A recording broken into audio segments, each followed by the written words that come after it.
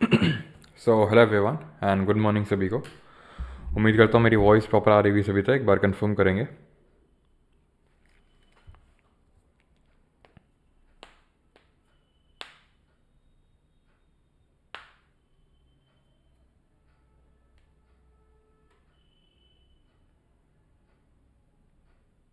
And good morning सभी को।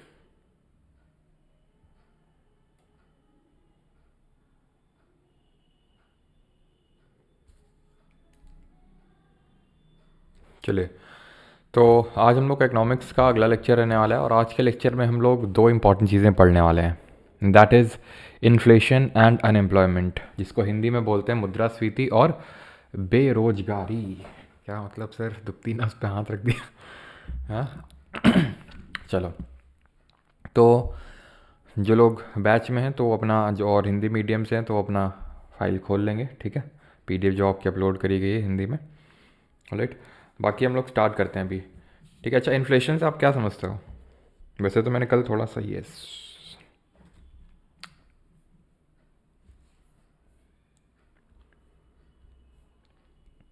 चलिए, तो स्टार्ट करते हैं फिर इन्फ्लेशन एंड अनएम्प्लॉयमेंट। तो इन्फ्लेशन से ज़रा बताइए आप लोग क्या समझते हैं। What do you understand by inflation. Unemployment से तो बताने की ज़रूरत नहीं है, क्या समझते हैं आप, है ना। बहुत कुछ समझते हैं अनएम्प्लॉयमेंट से तो। दिल्ली अब बीजेपी आएगी एग्जिट पोल के अकॉर्डिंग। अरे भैया पढ़ लो, बीजेपी आए चाहे आम आदमी पार्टी आए चाहे कांग्रेस आए, ज़्यादा कुछ आपको तो मतलब इंडिया में ये है, पता नहीं इंडिया में ये है कि बाकी कंट्रीज में भी है, गजब का एक्साइटमेंट रहता है। अच्छा अच्छा, मतलब हमारी पार्टी आगे चल रही है, वाह। ये क्या हो जाएगा उससे? नहीं, क्या हो जाएगा उससे? उनको कुछ फ़र्क नहीं पड़ता है ना, कि राहुल फिटनेस करके एक हैं, वो खुश हो रहे हैं या फिर उन्होंने हमारा सपोर्ट किया था जब हम मतलब चुनाव उनाव के टाइम पे, है ना। तो फिर जो अपना मतलब की चीज़ है वो करो, है ना। खुद को सुधारो, देश अपने आप सुधर जाएगा। हम्म, महंगाई, बिल्कुल। तो इन्फ्लेशन होता है महंगाई, ठीक है। तो inflation is increase in the general level of prices of goods and services, यानी कि अगर सिंपल टर्म्स में अगर हम बोलें तो महंगाई, जो चीज़ों के यानी कि वस्तुओं के और जो सेवाओं के दाम बढ़ जाते हैं उसको हम महंगाई बोलते हैं, उसको इन्फ्लेशन बोलते हैं। बहुत सीधा साधा एग्जाम्पल है, जो पार्ले जी का बिस्किट है ना, जो पार्ले जी का बिस्किट 2 रुपए का आता था किसी टाइम पे जब हम लोग छोटे हुआ करते थे, है ना। तुम थे छोटे कि नहीं थे? क्योंकि तुम बड़े ही पैदा हुए थे, तो छोटे जब हम लोग थे तो 2 रुपए का जो बिस्किट का पैकेट था पार्ले जी का, वो आज 5 रुपए का हो गया। 5 चला 10 का हो गया है, ठीक है। बिस्किट उसमें उतने ही है। ये सब क्या है? ये सब इन्फ्लेशन है। हिंदी में अगर सिंपल टर्म्स में बोलें तो महंगाई है, ठीक है। महंगाई से होता क्या है? महंगाई से परचेजिंग पावर जो है वो डिक्रीज़ हो जाती है। परचेजिंग पावर डिक्रीज़ हो जाती है, इसका मतलब क्या है? परचेजिंग पावर डिक्रीज़ होने का मतलब ये है कि जो कीमत पैसे की थी, फॉर एग्ज़ाम्पल जो कीमत हमारे 2 रुपए की थी, आज से मान लेते हैं कि 20 साल पहले जब हम छोटे थे तो जो कीमत 2 रुपए की थी, राइट, वो कीमत आज 2 रुपए की नहीं रही। आज वही कीमत 5 रुपए लेके बैठा हुआ है। या फिर फॉर एग्ज़ाम्पल जो कीमत 5 रुपए की तब थी, 5 रुपए में जो एक बिस्किट का पैकेट आ जाता था तब, आज नहीं आता है। आज आपको उसी के लिए 10 रुपए खर्च करने पड़ते हैं। ये क्या है? ये इन्फ्लेशन है, ये मुद्रास्फीति है और ये परचेजिंग पावर को घटा देता है। परचेजिंग पावर मतलब आपकी खरीदने की क्षमता। किसकी खरीदने की क्षमता? एक्चुअल में ये जो मनी है इसकी परचेजिंग पावर डिक्रीज़ हो रही है। यानी कि जो 2 रुपए की कीमत थी वो कीमत आज नहीं रही, जो आज से 10 साल या 20 साल पहले थी। जो कीमत आज से 20 साल पहले 5 रुपए की थी वो आज नहीं रही, यानी कि इसकी परचेजिंग पावर कम हो गई है। 10 रुपए में जितनी चीज़ें पहले आ जाती थी आज से 20 साल पहले, आज उतनी चीज़ें 10 रुपए में नहीं आती हैं। परचेजिंग पावर घट गया है। इन्फ्लेशन के टाइम पे डेटर या फिर बोरोवर ये बेनिफिट करता है मोर देन द लेंडर। कैसे? यानी कि उधार देने वाले का घाटा होता है अगर इन्फ्लेशन ज़्यादा होता है उधार लेने वाले के कंपैरिजन में। कैसे वो समझते हैं? उदाहरण के तौर पे हम ले लेते हैं कि आपने 1,000 रुपये दिए अपने दोस्त को आज, ठीक है। आज आपने 1,000 रुपये दिए अपने दोस्त को और दे के भूल गए। आज से 10 साल बाद आपको याद आई कि आपने इसको अपने दोस्त को 1,000 रुपये भी दे के रखे थे, आपने वापस मांगे, उसने दे दिए 1,000 रुपये। तो आपको क्या लगता है जो 1000 रुपये आपको अब मिले वो एक्चुअल में आपका घाटा है? क्यों? क्योंकि अभी हमने देखा, क्योंकि इन्फ्लेशन तो यार होता ही है। अगर हम देखें, इन्फ्लेशन का उल्टा डिफ्लेशन होता है। डिफ्लेशन अभी हम देखेंगे, उसका मतलब होता है प्राइस अगर घट जाए, लेकिन प्राइस घटते नहीं, यूजुअली इन्फ्लेशन हमें देखने को मिलता है। जैसे अभी अगर मैं बात करूँ इंडियन इकोनॉमी की, तो रफली 5.2 if I am not wrong, इसके पर रफली आपका इन्फ्लेशन की रेट चल रही है। अब अगर ये इन्फ्लेशन की रेट चल रही है और इन्फ्लेशन ही रहता है, थोड़ा बहुत कम ज़्यादा होता रहता है, लेकिन ऐसा डिफ्लेशन तो देखने को मिलता नहीं है, ठीक है। तो यहाँ पर अगर इन्फ्लेशन होगा तो ऑब्वियस सी बात है कि जो 1000 रुपये की कीमत थी, ठीक है, जो आज 1000 रुपये की कीमत है, वो आज से 5 साल बाद 1000 रुपये की कीमत तो नहीं रहने वाली है, क्योंकि परचेजिंग पावर उसकी घट चुकी होगी। 1000 रुपये में जितनी चीज़ें आज आ जाती हैं, आज से 5 साल बाद उतनी चीज़ें नहीं आएंगी। तो जो उसने आपको 1000 रुपये लौटाए ना, एक्चुअली में आपका घाटा हो गया। कायदे से आपको इसमें इन्फ्लेशन अकाउंट करके लेना होगा कि भाई 5.2% का इन्फ्लेशन था, तो उस हिसाब से भाई तुम्हारा इतना हुआ, जितना भी मान लेते हैं। मान लेते हैं कि भाई आपको हर साल, जैसे कि मान लो 5 साल के लिए आपने ले रखा था, ठीक है, तो आपको 1250 रुपये देने पड़ेंगे, ठीक है। यानी कि जो 1000 रुपये की आज कीमत है, वो 5 साल बाद हो सकता है 1250, 1300 ये उसकी कीमत होगी। तो अगर आपको वो उतना ही लौटा रहा है, तो इस केस में क्या है कि आपका घाटा है। यानी डेटर या जो बोरोवर होता है उसको बेनिफिट होता है, जो पैसा लेता है, जो देता है उसको नुकसान हो जाता है अगर बहुत इन्फ्लेशन की रेट बीच में बढ़ गई। अगर मान लो कि अभी डिसाइड होता है कि यार देखो 5.2% है, इसके हिसाब से इसी इंटरेस्ट रेट से आप तुम हमें पैसा दोगे, ठीक है, इस इंटरेस्ट रेट से। बीच में पता चला कि इन्फ्लेशन की रेट बहुत बढ़ गई, तो किसका घाटा हो जाएगा? जिसने पैसा दिया है उसका, ठीक ना। अब इसी को ही इरविंग फिशर जी ने मनी इल्यूजन का कॉन्सेप्ट दिया था। मतलब इन्होंने बोला कि ये धन अवधारणा होती है। धन अवधारणा इन्होंने समझाई थी कि किस तरह से एक मान लेते हैं कि आप सैलरीड पर्सन हैं। कल भी मैंने थोड़ी सी आपको झलक इसकी दी थी कि मान लेते हैं आप सैलरीड पर्सन हैं।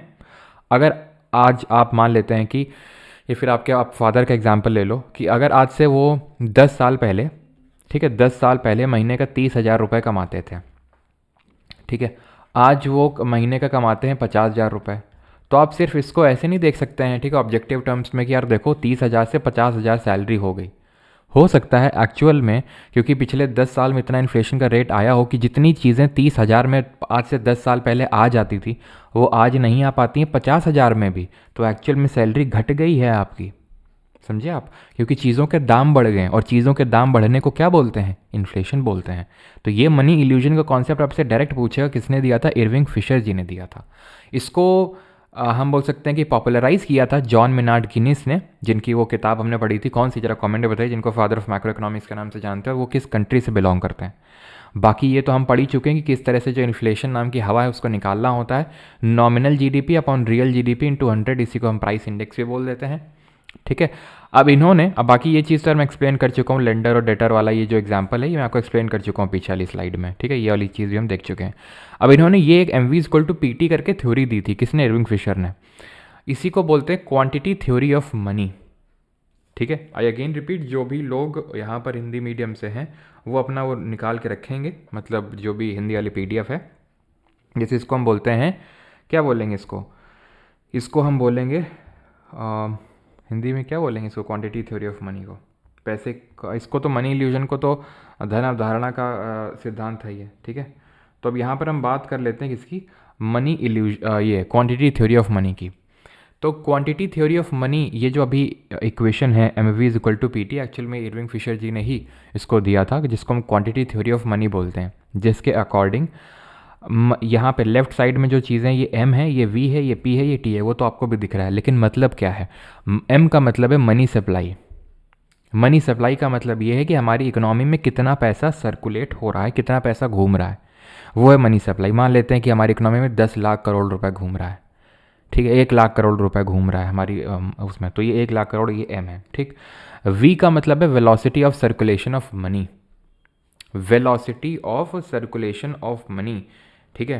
तो इसको क्या बोलेंगे? संचरण की गति। आई थिंक इसको क्वांटिटी थ्योरी ऑफ मनी को बोलेंगे पैसे का मात्रात्मक सिद्धांत, ठीक है, और इसको बोलेंगे संचारण की गति, वेलोसिटी ऑफ सर्कुलेशन। इसका मतलब क्या है? इसका मतलब मैं आपको बेसिक टर्म्स में समझाता हूँ, बड़े आसान शब्दों में समझिएगा। जैसे फॉर एग्जांपल आज आप ATM गए और वहाँ से आपने क्या किया? वहाँ से आपने 1000 रुपये निकाले, ठीक है, और वो 1000 रुपये आपने क्या किए? आपने मुझे दे दिए, ठीक है, कोर्स परचेज़ करते वक्त मेरे पास ये 1000 रुपये आए, मैंने वो 1000 रुपये का क्या किया, मैंने वो 1000 रुपये से क्या किया, मैंने 1000 रुपये से मैंने अपने लिए जूते खरीद लिए, मान लेते हैं शूज़, ठीक है, शूज़ नहीं, क्रिकेट बैट, टूर्नामेंट है ना, टूर्नामेंट है अभी 2 दिन बाद से, तो फिर क्रिकेट बैट खरीदूंगा मैं भी वैसे तो क्रिकेट बैट खरीद लिए हैं, लेकिन फिर भी मान लेते, ठीक है, क्रिकेट बैट खरीदा मैंने वो 1000 रुपये का, ठीक है। आजकल यार वो क्रिकेट बैट अजीब टाइप में आ रहे हैं, पता नहीं, जब हम खेलते थे तब तो ऐसे नहीं आते थे, मतलब ऊपर की साइड से खोखले होते हैं अभी मैंने पहली बार तो नहीं थी, मतलब एक बार मैंने देखा था कभी, फिर मैं जब खरीदने गया तो बोलते यही चलते हैं आजकल, तो ये ऊपर से खोखले वाला कौन सा ट्रेंड है, मतलब इसमें साइंस है क्या, कि ऊपर से जैसे कि या हत्था अगर छोटा होता है तो वो तो साइंस समझ में आता है, जैसे मैथ्यू एडन है वो छोटा हत्था वाला बैट यूज़ करता था, बिकॉज वो फलक्रम वाला, अगर आपने फिजिक्स में कॉन्सेप्ट पढ़ा होगा तो वो यूज़ होता है यहाँ पे, लेकिन ये पता नहीं क्यों। यस, एल गार्ड ले लो, हाँ हाँ सारे गार्ड ले लेंगे। टेनिस बॉल बैट, हाँ टेनिस हल्का होता है इसलिए। अच्छा, साइंस है। अच्छा, लाइट होते हैं, बेकार होते हैं, पता नहीं यार, मैंने तो कभी खेला नहीं उनसे, अब खेलूँगा भी जाके ठीक है, तो क्रिकेट बैट मैंने लिया, ठीक है, एक स्पोर्ट्स शॉप से। उस बंदे ने जिसको मैंने दिया, उसने मान लेते हैं अपने बच्चे की स्कूल की फ़ीस भर दी। स्कूल ने उससे क्या किया, स्कूल ने उससे फर्नीचर वाले को दे दिया, फर्नीचर वाले ने मौसम्मी का जूस पी लिया, ठीक है। तो कितनी बार सर्कुलेट हुआ, 1 2 3 4 5, तो इसका वेलोसिटी ऑफ सर्कुलेशन 1000 रुपये का कितना हुआ, 1000 रुपये का वेलोसिटी ऑफ सर्कुलेशन हुआ 5, ठीक है। तो ये होता है वेलोसिटी ऑफ सर्कुलेशन। अगर मान लो वही पैसा अगर मैं तुमने मुझे दिया, मैं सेव करके रख लिया, बचा के रख लिया, सेव करके इन दी सेंस कि मतलब मैंने इकोनॉमी में नहीं डाला, अगर मैं उसको इन्वेस्ट भी कर दूंगा तो भी वो इकोनॉमी में चला जाएगा, लेकिन मैं बोल रहा हूँ कि मैंने बस अपने कबर्ड में डाल दिया ऐसे ही सा, ठीक है।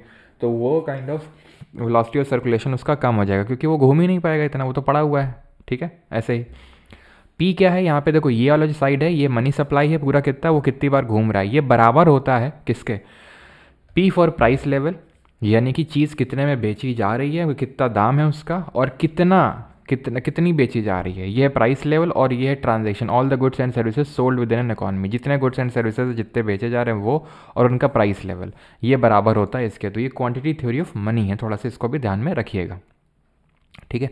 आपसे क्या करता है वो, डायरेक्टली ऐसे सवाल पूछ लेगा कि इनमें से कौन सी इक्वेशन है जो क्वांटिटी थ्योरी ऑफ मनी को दिखाती है, दर्शाती है। तो बस ये पता होना चाहिए, M V is equal to P T, मैंने मतलब भी बता दिया कि मतलब क्या है, velocity of circulation of money को थोड़ा सा ध्यान में रखिएगा कि भाई ये होता है कि कितने टाइम्स करेंसी हैंड्स एक्सचेंज कर रही है। हैंड्स एक्सचेंज करने का मतलब होता है कि कितने हाथों तक पहुंच रही है, कितने लोगों तक पहुंच रही है, ठीक है।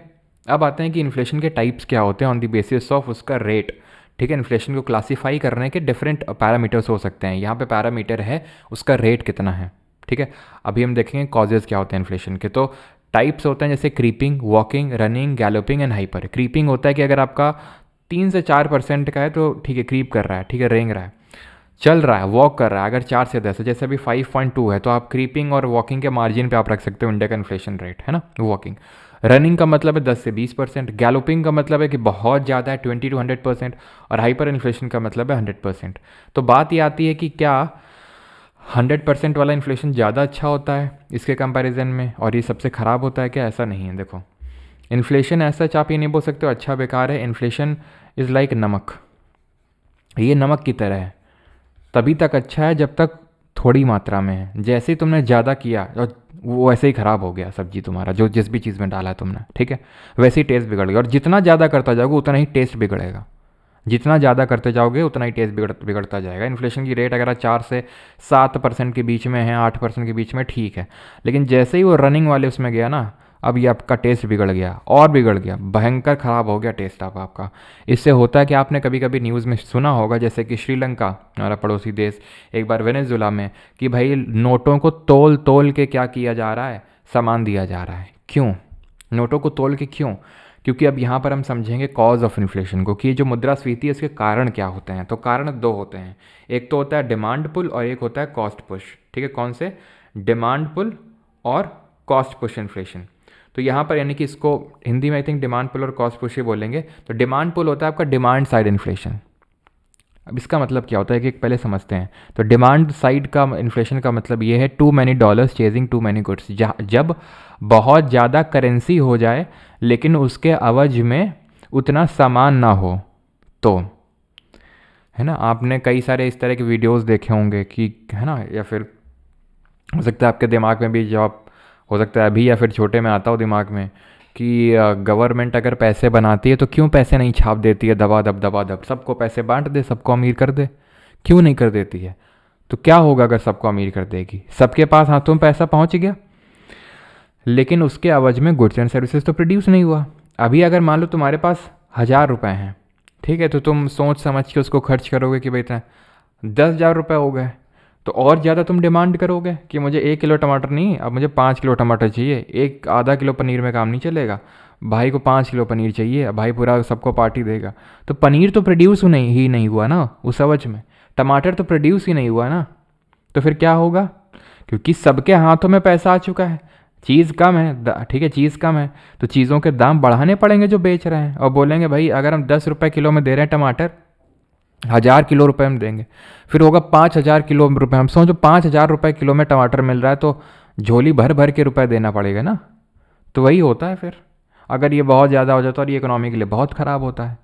लेकिन अगर नेचुरल तरीके से इन्फ्लेशन आएगा कि भाई ठीक है, मान लो कि लोग ज़्यादा डिमांड कर रहे हैं, क्यों ज़्यादा डिमांड कर रहे हैं, क्योंकि इस बार क्या ना, फैक्ट्री ने ज़्यादा प्रोड्यूस कर दिया। ये कोई फैक्ट्री है मोबाइल बनाती है, इस बार ज़्यादा मोबाइल प्रोड्यूस कर दिए हैं और उसमें वर्कर काम कर रहे थे, याद करो कल, इसीलिए मैंने वो पढ़ाया था आपको जो क्या बोलते हैं उसको, सर्कुलर फ्लो ऑफ इकोनॉमी, कि अगर आप प्रोडक्शन बढ़ाओगे तो फैक्टर पेमेंट बढ़ेगा, है ना, wages rent and wages rent interest and profit. तो ये जब बढ़ेंगे तो लोग के हाथ में पैसा ज़्यादा जाएगा, लोग डिमांड ज़्यादा करेंगे, और डिमांड करेंगे तो डिमांड को फुलफिल करने के लिए उतना प्रोडक्शन हुआ है इस बार। तो नेचुरल तरीके से अगर चीज़ें होती हैं तो ठीक होता है। लेकिन अगर गवर्नमेंट जानबूझ के वो करेगी, तो अगर मतलब बहुत ज़्यादा करेगी, कभी गवर्नमेंट कभी कभी करती है जानबूझ के कि हाँ थोड़ा सा अगर इकोनॉमी स्लो पड़ गई, थोड़ा सा पैसा डाल दिया, तो लोग क्या करेंगे, ज़्यादा डिमांड करेंगे, ज़्यादा डिमांड करेंगे, again circular flow of economy, तो फिर फैक्ट्रीज़ को ज़्यादा प्रोड्यूस करना पड़ेगा। लेकिन एकदम से ज़्यादा कर दोगे, एकदम से सबके हाथ में ज़्यादा पैसा दे दोगे तो वो ख़राब है। तो ये डिमांड पुल हो गया जहाँ पर लोगों के हाथों में पैसा ज़्यादा आ गया है। कॉस्ट पुश का मतलब होता है सप्लाई साइड इन्फ्लेशन होता है, सप्लाई साइड से ही इन्फ्लेशन है। सप्लाई साइड इन्फ्लेशन का मतलब ये है सर कि जैसे अगर मैं टमाटर प्रोड्यूस कर रहा हूँ, ठीक है, तो अभी 20 रुपये किलो है, क्योंकि मुझे उसको उगाने की सब उस लागत वगैरह जो आती है वो 15 रुपये किलो आती है और 5 रुपये मेरा प्रॉफिट है, ठीक। अब हुआ क्या कि इस बार फसल अच्छी नहीं हुई, इस बार फसल अच्छी नहीं हुई, क्यों नहीं हुई, क्योंकि बारिश नहीं हुई, ठीक है। या फिर मान लेते हैं इस बार टमाटर में एक स्पेशल तरह का कीड़ा लग गया, तो इस बार मुझे पेस्टिसाइड एक्स्ट्रा लाने पड़े, मुझे फर्टिलाइज़र सॉइल में थोड़ा एक्स्ट्रा डालना पड़ा, ठीक है, मुझे इस बार इरिगेशन करवाना पड़ा क्योंकि बारिश अच्छी नहीं हुई। तो मुझे उस टमाटर को प्रोड्यूस करने में की जो लागत है वो बढ़ चुकी है, 15 से हो सकता है 25 हो गई है, अपना प्रॉफिट जोड़ के मैं उसको 30 में बेचूंगा, तो वो चीज़ का दाम बढ़ा है। क्यों, क्योंकि लोगों के हाथों में पैसा ज़्यादा बढ़ा है ना, क्योंकि उसके इनपुट कॉस्ट बढ़ चुकी है। इनपुट कॉस्ट का मतलब है कि जो उस चीज़ को बनाने में आई लागत है वो बढ़ चुकी है। फॉर एग्जांपल मैं अभी 1,000 रुपये का फ़ीस है, फॉर एग्जांपल मान लेते हैं कि अभी मैं आपको कुछ बनाने में कोई, अब बनाने में वैसे तो मुझे कोई सच लागत नहीं, लेकिन मान लेते हैं कि भाई मेरे पास जो पेन टैब है, लैपटॉप है, इसका प्राइस बढ़ गया, तो भाई मेरे लिए प्राइस बढ़ गया उस लेक्चर को बनाने के लिए, या फिर मुझे एक और बंदा चाहिए जो आपके लिए कोई एक चीज़ और कर सके, आपका डाउट ले सके, तो कुछ भी, तो मैं क्या करूँगा, उसका प्राइस, कोर्स का मैंने प्राइस बढ़ा दिया। क्यों, क्योंकि उसको बनाने में जो लागत है वो बढ़ गई है। क्लियर हो गया, कॉज ऑफ इन्फ्लेशन, इसको डिमांड पुल बोलते हैं, कॉस्ट पुश आपका सप्लाई साइड इन्फ्लेशन होता है। क्लियर है, ठीक। अब आते हैं कि इसको मेजर कैसे करते हैं, यानी कि इंडेक्स क्या होते हैं इन्फ्लेशन को मेजर करने के लिए। अच्छा, आप इंपोर्टेड इन्फ्लेशन भी कभी कभी सुनोगे कि इंपोर्टेड इन्फ्लेशन क्या होता है। तो इंपोर्टेड होता है कि भाई ने इंपोर्ट किया, मतलब ये इंपोर्टेड इन्फ्लेशन क्या होता है।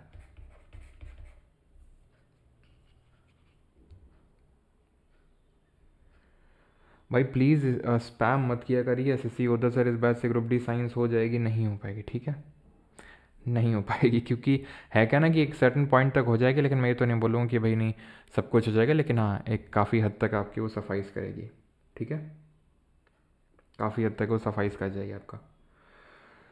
चलो, तो क्या मैं बता रहा था, हाँ, इम्पोर्टेड इन्फ्लेशन। इम्पोर्टेड इन्फ्लेशन होता है जैसे कि हमारा मान लो पाकिस्तान अपना। अब पाकिस्तान क्या है कि पाकिस्तान में आ रखी है मंदी, ठीक है, पाकिस्तान ले लो, फिर हम इंडिया का भी एग्जांपल ले सकते हो कि पेट्रोल के दाम बढ़ गए। क्यों बढ़ गए पेट्रोल के दाम?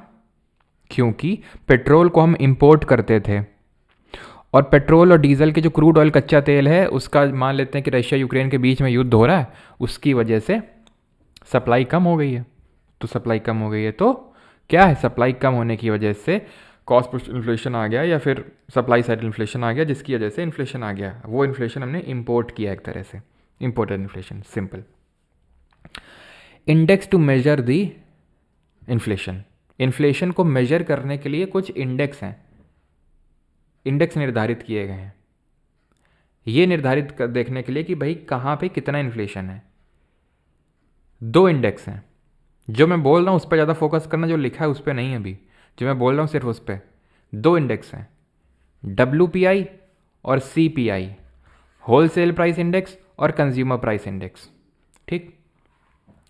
ये क्या करते हैं, ये इन्फ्लेशन इन दोनों में है क्या, कॉमन बास्केट ऑफ गुड लिया जाता है, यानी कि कुछ ऐसे सामान ले लिए जाते हैं, ठीक है। हर महीने सर्वे वाली टीम पहुंचती है, उन सामानों का प्राइस चेक करती है कि भाई कितना क्या प्राइस है, और उस हिसाब से निर्धारित करती है कि इन्फ्लेशन कितना होगा इस साल।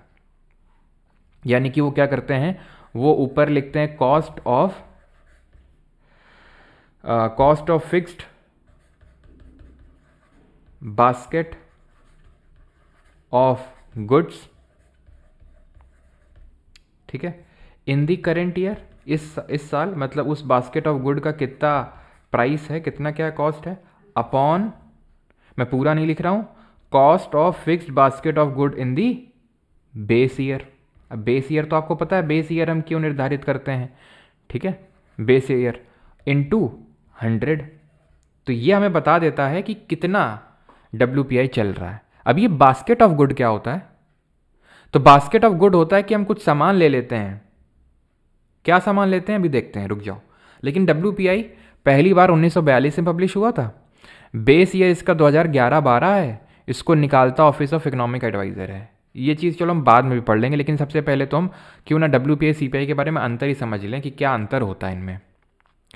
तो जो WPI और CPI निकलता सेम तरीके से, जो मैंने फॉर्मूला आपको लिखा है ना, वैसे तो ज़्यादा पूछेगा नहीं, लेकिन अगर पूछ ले कभी तो cost of fixed basket of goods in the current year upon cost of fixed basket of goods in the base year into 100।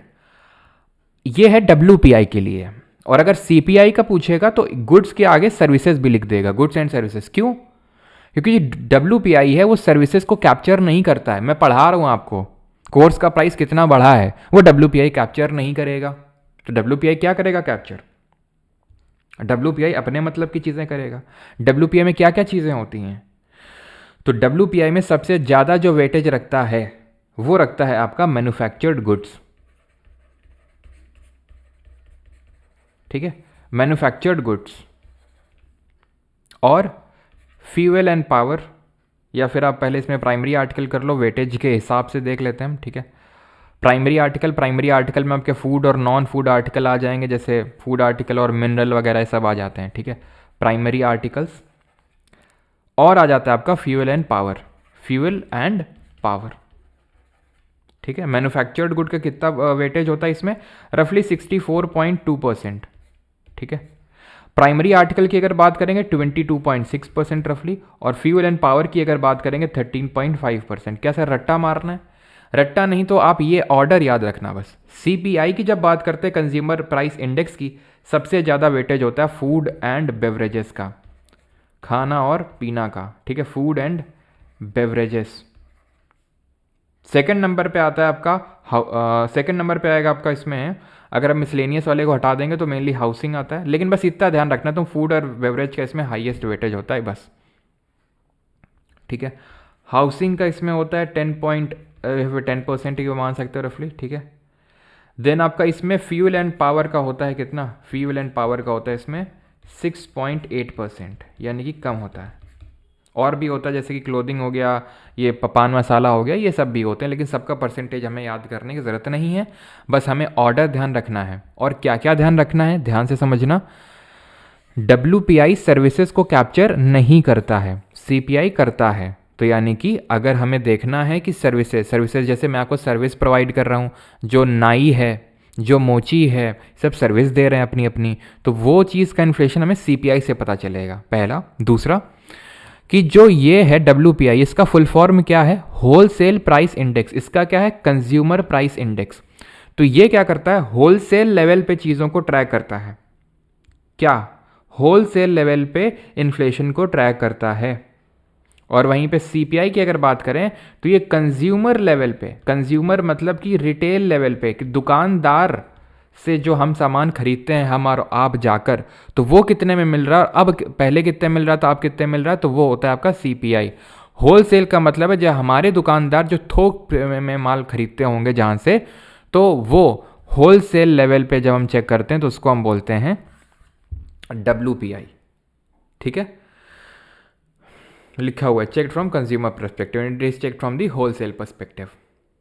पहला चीज़। दूसरा चीज़, सर्विसेज नहीं है इसमें, सर्विसेज हैं। तीसरी चीज़, आपको वेटेज का थोड़ा सा ऑर्डर ध्यान रखना है। और चौथी चीज़, बाकी के डिफरेंसेस क्या हैं कि जो WPI है उसका बेस ईयर और CPI का ऑलमोस्ट सेम ही है, 2011-12। इसका भी आपका 2012 है। CPI का जो बेस ईयर है वो 2012 है, क्योंकि हमें एक पैरामीटर लेना पड़ता है ना। अब जैसे मैं आपसे बोलूँ कि तुम्हारे मार्क्स तुम्हारे दोस्त के मार्क्स से ख़राब हैं, नीचे हैं, तो तुम्हारे दोस्त के मार्क्स एक पैरामीटर हो गया ना।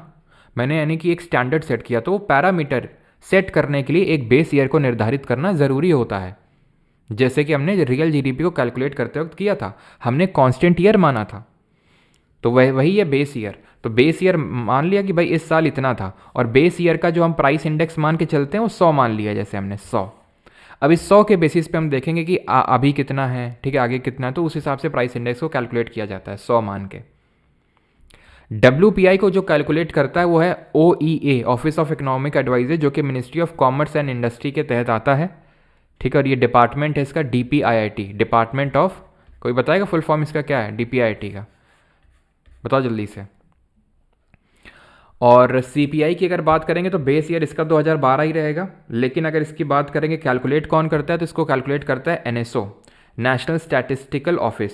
ये किसके अंडर आता है? जिसके अंडर आपका जो CSO है वो आता है, that is ministry of statistics programme implementation, that is MOSPI। और अभी हम CPI के बारे में चलो पढ़ेंगे। DPIIT क्या होता है आपका? Department for promotion of industry, department for promotion of industry and internal trade. ठीक है। CPI की अगर बात करें तो ये अलग अलग कैलकुलेट किया जाता है। जैसे for example CPI industrial worker के लिए अलग से कैलकुलेट किया जाता है। ठीक है। CPI आपका एग्रीकल्चर वर्कर के लिए अलग से कैलकुलेट किया जाता है, एंड CPI आपका एक रूरल वर्कर के लिए अलग से निकलता है, प्लस आपका एक CPI कंबाइंड निकलता है। तो इंडस्ट्रियल वर्कर की अगर बात करेंगे तो ये तीनों लेबर ब्यूरो पब्लिश करता है। ठीक है। कौन? Labour bureau. बेस ईयर 1986 और 87। लेकिन ध्यान ये रखना कि जो आपका इंडस्ट्रियल वर्कर वाला है ना, इसका बेस ईयर है आपका 2016। ठीक है। तो ये दोनों का जो बेस ईयर है ये ध्यान रखना, ये है आपका 1986 से लेके 87। ठीक है। लेकिन जो इंडस्ट्रियल वर्कर है इसका बेस ईयर 2016 है। CPI कंबाइंड क्या होता है? एक्चुअल में CPI कंबाइंड का मतलब होता है CPI अर्बन प्लस रूरल। इसी का इस्तेमाल करता है, CPI कंबाइंड का ही इस्तेमाल करता है RBI। RBI uses it for its monetary policy. ठीक है। फॉर इट्स मॉनेटरी पॉलिसी के लिए वो यूज़ करता है इसी का। पहले WPI का यूज़ होता था, लेकिन अभी CPI कंबाइंड का। CPI इंडस्ट्रियल वर्कर नहीं, CPI agriculture worker, rural worker नहीं, CPI आपका कंबाइंड वाला, that is urban plus rural. ठीक है। और कैसे कैलकुलेट होता है? जैसे CPI, जैसे WPI और CPI दोनों मंथली ऐसे पब्लिश होते हैं, मंथली बेसिस पे। ठीक है। मंथली बेसिस पे दोनों पब्लिश होते हैं। भाई जो भी सर्वे की टीम है वो जाती है गांवों में, वो जाती है शहरों में, वहाँ की मार्केट में, और चेक करती है कंज्यूमर लेवल पे। कंज्यूमर लेवल मतलब रिटेल लेवल, तो इसीलिए इसको हम रिटेल प्राइस इंडेक्स भी बोल देते हैं। ठीक है। तो उस लेवल पे चेक करती है और बताती है कि कितना क्या यहाँ पर इन्फ्लेशन है। बेस ईयर 2012 है, निकालता है NSO, तो हम देख चुके हैं, और RBI इसी का यूज़ करता है टारगेट करने के लिए इसको। ठीक है। अब हम IIP पढ़ें उसके पहले हम ये पढ़ लेते हैं कि ये कोर इन्फ्लेशन क्या होता है। तो कोर इन्फ्लेशन होता है जब हम हेडलाइन इन्फ्लेशन से, ये हिंदी में आई थिंक नहीं लिखा होगा, ठीक है, पीपीटी में नहीं लिखा है ना, क्योंकि ये हेडलाइन इन्फ्लेशन में जब हम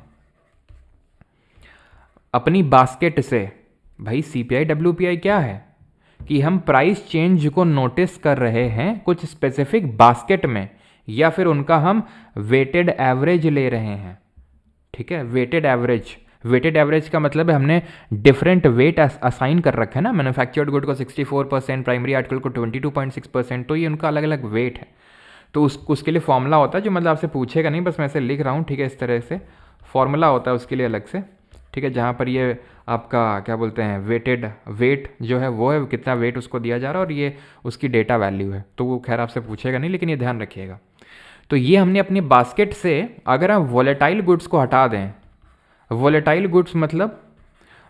गुड का मतलब ये होता है जो जिनका प्राइस बड़ी जल्दी फ्लक्चुएट होता है, ऊपर नीचे होता है। एग्जाम्पल के तौर पे कच्चा तेल हो गया, क्रूड ऑयल हो गया, जिसको हम फ्यूल बोल सकते हैं, है ना, क्योंकि जैसे ही मान लो रशिया यूक्रेन के बीच में वॉर हुआ, कुछ हुआ, तो तुरंत पेट्रोल के दाम ऊपर हो गए, नीचे हो गए, तो ये बड़ा वोलेटाइल है।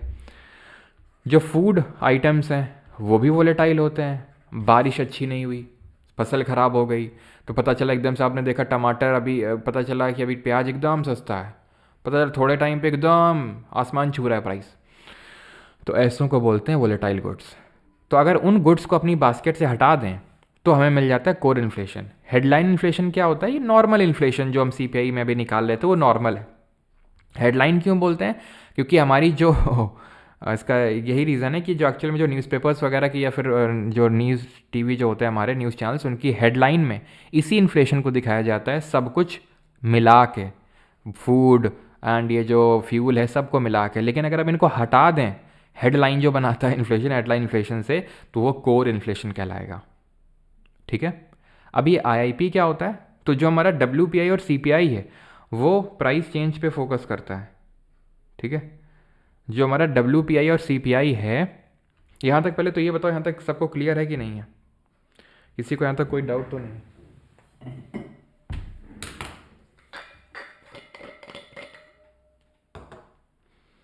हिंदी पीडीएफ और लेक्चर 2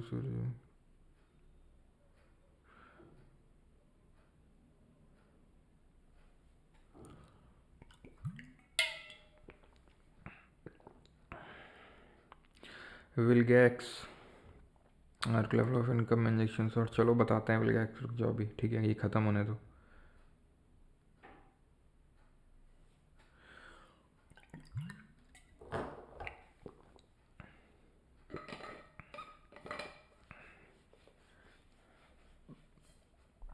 वेद प्रकाश जी, वो डिपेंड करता है कि आप उसको रिटेल लेवल पे चेक कर रहे हो या फिर होलसेल लेवल पे। तुम जूते जाके खरीद रहे हो दुकान से, सीपीआई, और अगर होलसेल लेवल पे तो डब्ल्यूपीआई। हाँ सर, आज 4 प्लांट दिखेंगे साथ में, इवनिंग में फ़ोटो भेजना अगर टेलीस्कोप से देखो। भाई टेलीस्कोप यार मेरे पास नहीं है, ठीक है। हाँ बाकी सब कुछ समझ में आएगा। समराइज़ कर दो, समराइज़ करते हैं अभी, ठीक है, समराइज़ करते हैं। कोर इन्फ्लेशन होता है जब हेडलाइन इन्फ्लेशन से वोलेटाइल गुड्स को हटा देते हैं। हेडलाइन इन्फ्लेशन क्या होता है? नॉर्मल जो इन्फ्लेशन होता है, जो सीपीआई है नॉर्मल, सारे बास्केट ऑफ गुड को रखे हुए हैं। अगर उस बास्केट ऑफ गुड से मैं हटा दूं उन गुड्स को जिनका प्राइस बहुत जल्दी ऊपर नीचे होता है, एग्जाम्पल के तौर पे फूड आइटम्स, एग्जाम्पल के तौर पे फ्यूल, तो वो हो जाएगा आपका कोर, ठीक है। चलो, तो अभी आते हैं आईआईपी पे, that is index of industrial production. IIP क्या है? ये जो है आपका इंडस्ट्रियल आउटपुट को ट्रैक करता है, ठीक है। इट ट्रैक्स इंडस्ट्रियल आउटपुट, की इंडस्ट्री से कितना आउटपुट हुआ, इंडस्ट्रियल आउटपुट, ठीक। एंड ये जो है डब्ल्यूपीआई सीपीआई से कैसे मतलब डिफरेंट है कि जो डब्ल्यूपीआई सीपीआई है, ठीक है, WPI and CPI focus on price change, ठीक है, but IIP focuses on measuring the quantity produced, ठीक है। IIP का भी जो बेस ईयर है, ठीक है, वो आपका 2011-12 है, ठीक है। IIP का भी जो बेस ईयर है वो 2011-12 है, 2011-12 है। IIP में जो 8 कोर इंडस्ट्रीज़ हैं, हमारी जो ये इंडस्ट्रीज़ हैं जो आपको अपनी स्क्रीन पर दिख रही हैं, इनको हम बोलते हैं 8 कोर इंडस्ट्रीज़, ठीक है। इनको हम क्या बोलते हैं? 8 कोर इंडस्ट्रीज़। कौन कौन सी इंडस्ट्रीज़ आती हैं? Refinery products. कोर इंडस्ट्रीज़ क्या होती हैं? वो इंडस्ट्रीज़ जिन पे बहुत सारी अदर इंडस्ट्रीज़ डिपेंड करती हैं। एग्जाम्पल के तौर पे अगर बात करें स्टील, अब स्टील को हम घर में भी यूज़ करते हैं और बड़ी बड़ी इंडस्ट्रीज़ तक में यूज़ होता है, ये वहाँ तक जाता है ना। तो स्टील एक कोर इंडस्ट्री है। रिफाइनरी प्रोडक्ट बहुत जगह यूज़ होते हैं। इलेक्ट्रिसिटी घर में भी यूज़ होती है, इंडस्ट्रीज़ में हर जगह यूज़ होता है, तो ये कोर इंडस्ट्री है। क्रूड ऑयल कोर इंडस्ट्री है, बिकॉज पूरा ट्रांसपोर्ट सब कुछ यार इस पर डिपेंडेंट है। नेचुरल गैस, ना जाने क्या क्या नेचुरल गैस से बनाया जाता है, प्लास्टिक तक बनाया जाता है इससे, सीमेंट, ठीक है, पूरा कंस्ट्रक्शन सेक्टर इस पर डिपेंडेंट है, फर्टिलाइजर, एग्रीकल्चर सेक्टर डिपेंडेंट है, ठीक है। एंड आई थिंक यहाँ पर क्रूड ऑयल 2 बार हो गया सर। आईपी को CSO कैलकुलेट करता है, ठीक है। आईपी यहाँ चलो मैं लिख देता हूँ, आईपी कैलकुलेटेड बाय CSO, ठीक है। CSO कैलकुलेट करता है जो कि मॉस्पी के अंडर में आता है, मैं लिख देता हूँ, ठीक है, मॉस्पी के अंडर में। तो यहाँ पे क्रूड ऑयल आई थिंक 2 बार हो गया है, एक बार मैं चेक करता हूँ। रिफाइनरी प्रोडक्ट हो गया, इलेक्ट्रिसिटी हो गया, कोल नहीं हुआ ना, कोयला, तो कोल यहाँ पे नोट कर लो। तो ये है हमारी 8 कोर इंडस्ट्रीज़ जो कि 40%, रफली 40%, थोड़ा ज़्यादा ही है, 40% कॉन्ट्रीब्यूशन देती हैं IIP में, ठीक है। बस इतना ही ध्यान रखना है इसमें। अब आते हैं डिसइन्फ्लेशन क्या होता है। तो आप में से कुछ लोगों को प्राइमा फेसी ये देख के वर्ड लग सकता है डिसइन्फ्लेशन मतलब कि इन्फ्लेशन का उल्टा। गलत है। इन्फ्लेशन का उल्टा होता है deflation, opposite of inflation. Fall in general level of prices की मतलब एकदम उल्टा, कि जो चीज़ जितना आप 10 रुपये में आज से 10 साल पहले खरीद पा रहे थे उससे ज़्यादा आप आज खरीद पा रहे हो, उसको डिफ्लेशन बोलते हैं, जो जनरली हमें देखने को मिलता नहीं है ना। डिफ्लेशन का मतलब वही सिंपल। अब हर चीज़ उल्टी हो जाएगी कि डिफ्लेशन में कौन बेनिफिट, डिफ्लेशन में परचेसिंग पावर बढ़ेगी, घटेगी नहीं। डिफ्लेशन में जो लेंडर है, नहीं जो पैसा दे रहा है, उसका बेनिफिट होगा डेटर के कंपैरिजन में। तो सब कुछ उल्टा है इसमें, आई थिंक कुछ अलग से बताने की आपको ज़रूरत है नहीं। डिसइन्फ्लेशन जो है ये इन्फ्लेशन का उल्टा नहीं होता, ये एक्चुअल में इन्फ्लेशन ही है, बस है इतना कि इन्फ्लेशन ही है, बस उसमें जो रेट है इन्फ्लेशन की वो घट रही है। जैसे अभी आज 5.2% है इंडिया का इन्फ्लेशन, अगले साल 4.5% हो जाए, फिर 4% हो जाए, ठीक है, फिर मान लेते हैं कि आपका 3% हो जाए, तो हो क्या रहा है कि यहाँ पर इन्फ्लेशन तो है, 3% है इन्फ्लेशन, ठीक है, लेकिन इन्फ्लेशन की रेट घट रही है, तो वो होगा डिसइन्फ्लेशन। फिलिप्स कर्व क्या है? अब यहीं से हमारा एक नया सेगमेंट शुरू होगा, that is employment and unemployment. तो फिलिप्स जी ने ये बोला था कि जब इन्फ्लेशन होगा इकोनॉमी में तो एम्प्लॉयमेंट भी होगा, यानी इन्फ्लेशन और एम्प्लॉयमेंट डायरेक्टली प्रोपोर्शनल है। या फिर इन्होंने एक्चुअल में इन्फ्लेशन और अनएम्प्लॉयमेंट की बात कही थी, तो उसका मतलब ये हो गया कि इन्फ्लेशन अगर बढ़ेगा तो अनएम्प्लॉयमेंट घटेगा, ये ऐसा कहना था फिलिप्स का। तो उन्होंने ये एक ग्राफ प्लॉट किया जहाँ पर इन्फ्लेशन और यहाँ पर अनएम्प्लॉयमेंट, और हमें पता है कि जब इन्वर्स रिलेशन होता है दो क्वांटिटीज़ के बीच में, कि एक चीज़ के बढ़ने पे दूसरी कम होती है एंड वाइसे वर्सा, तो एक नेगेटिव स्लोपिंग या फिर डाउनवर्ड स्लोपिंग कर्व बनता है, जो कि यहाँ पर बनता हुआ दिख रहा है कि हाई इन्फ्लेशन होगा तो लो एम्प्लॉयमेंट, और लो इन्फ्लेशन होगा तो हाई अनएम्प्लॉयमेंट, ठीक। तो ये चीज़ है। अब होता क्या है कि एक सिचुएशन आती है स्टैगफ्लेशन की, जहाँ पर फिलिप्स कर्व फेल हो जाता है। स्टैगफ्लेशन क्या होता है? स्टैगफ्लेशन इज इक्वल टू, ये 2 वर्ड से मिलकर बना हुआ है कि हमारी इकोनॉमी स्टैगनेंट हो गई है और हमारी इकोनॉमी में इन्फ्लेशन भी हो रखा है। इसको बोलते हैं स्टैगफ्लेशन। स्टैगनेंट से आ गया स्टैग, इन्फ्लेशन से आ गया फ्लेशन। इकोनॉमी स्टैगनेंट है, इसका मतलब है कि इकोनॉमिक डाउनटर्न चल रहा है, उतनी इकोनॉमिक एक्टिविटी हो नहीं रही है, लेकिन इन्फ्लेशन फिर भी है। ऐसी सिचुएशन में इन्फ्लेशन भी ऊपर होता है और अनएम्प्लॉयमेंट भी ऊपर होता है। और यहाँ पर फिलिप्स कर्व फेल हो जाता है स्टैगफ्लेशन वाली सिचुएशन में। एग्जाम्पल के तौर पे एक तो ग्रेट रिसेशन ऑफ 2007 और 9 का जो यूएसए में आया था, और जो ग्रेट डिप्रेशन है यूएसए का 9 मतलब, और बहुत सारी कंट्रीज इसमें चपेट में आई थी, लेकिन इंडिया बच गया था फॉर्चुनेटली जो ग्रेट रिसेशन था उससे भी। और ग्रेट डिप्रेशन आया था 1929 और 39 के बीच में।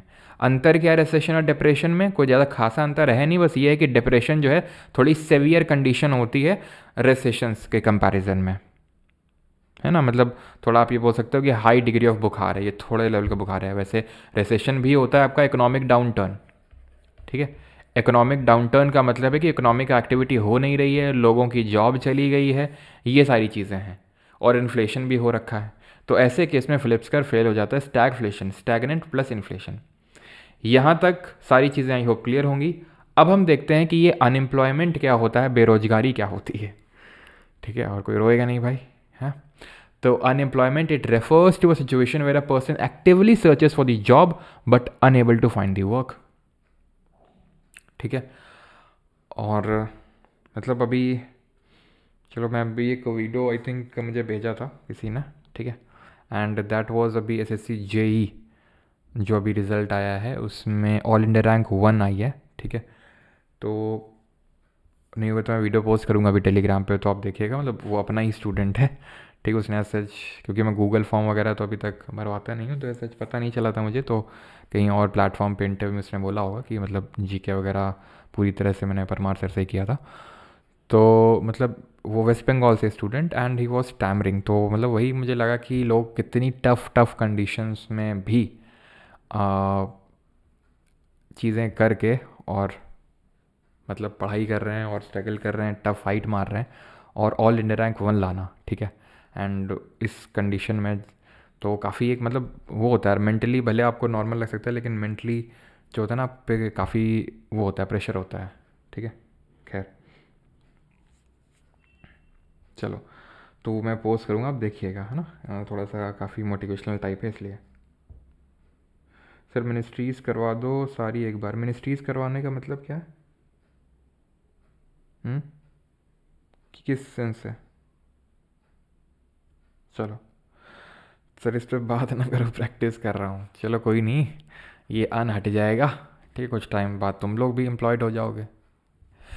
तो it refers to situation a person actively searches for the job but unable to find the work, यानी कि वो जॉब का सर्च कर रहा है बट आपको काम मिल नहीं रहा है। अब जैसे फॉर एग्जांपल अगर कोई पर्सन है, वेला घूम रहा है अपनी मस्ती में मस्त, ठीक है। अब जैसे फॉर एग्जांपल आईटीएन बाबा है, ठीक है, कुछ काम कर रहे हैं क्या? ऐसा सच नहीं कर रहे हैं, तो उनको अनएम्प्लॉयड बोलोगे? नहीं, क्यों? क्योंकि वो काम देख भी नहीं रहे हैं, उनको ज़रूरत ही नहीं काम की।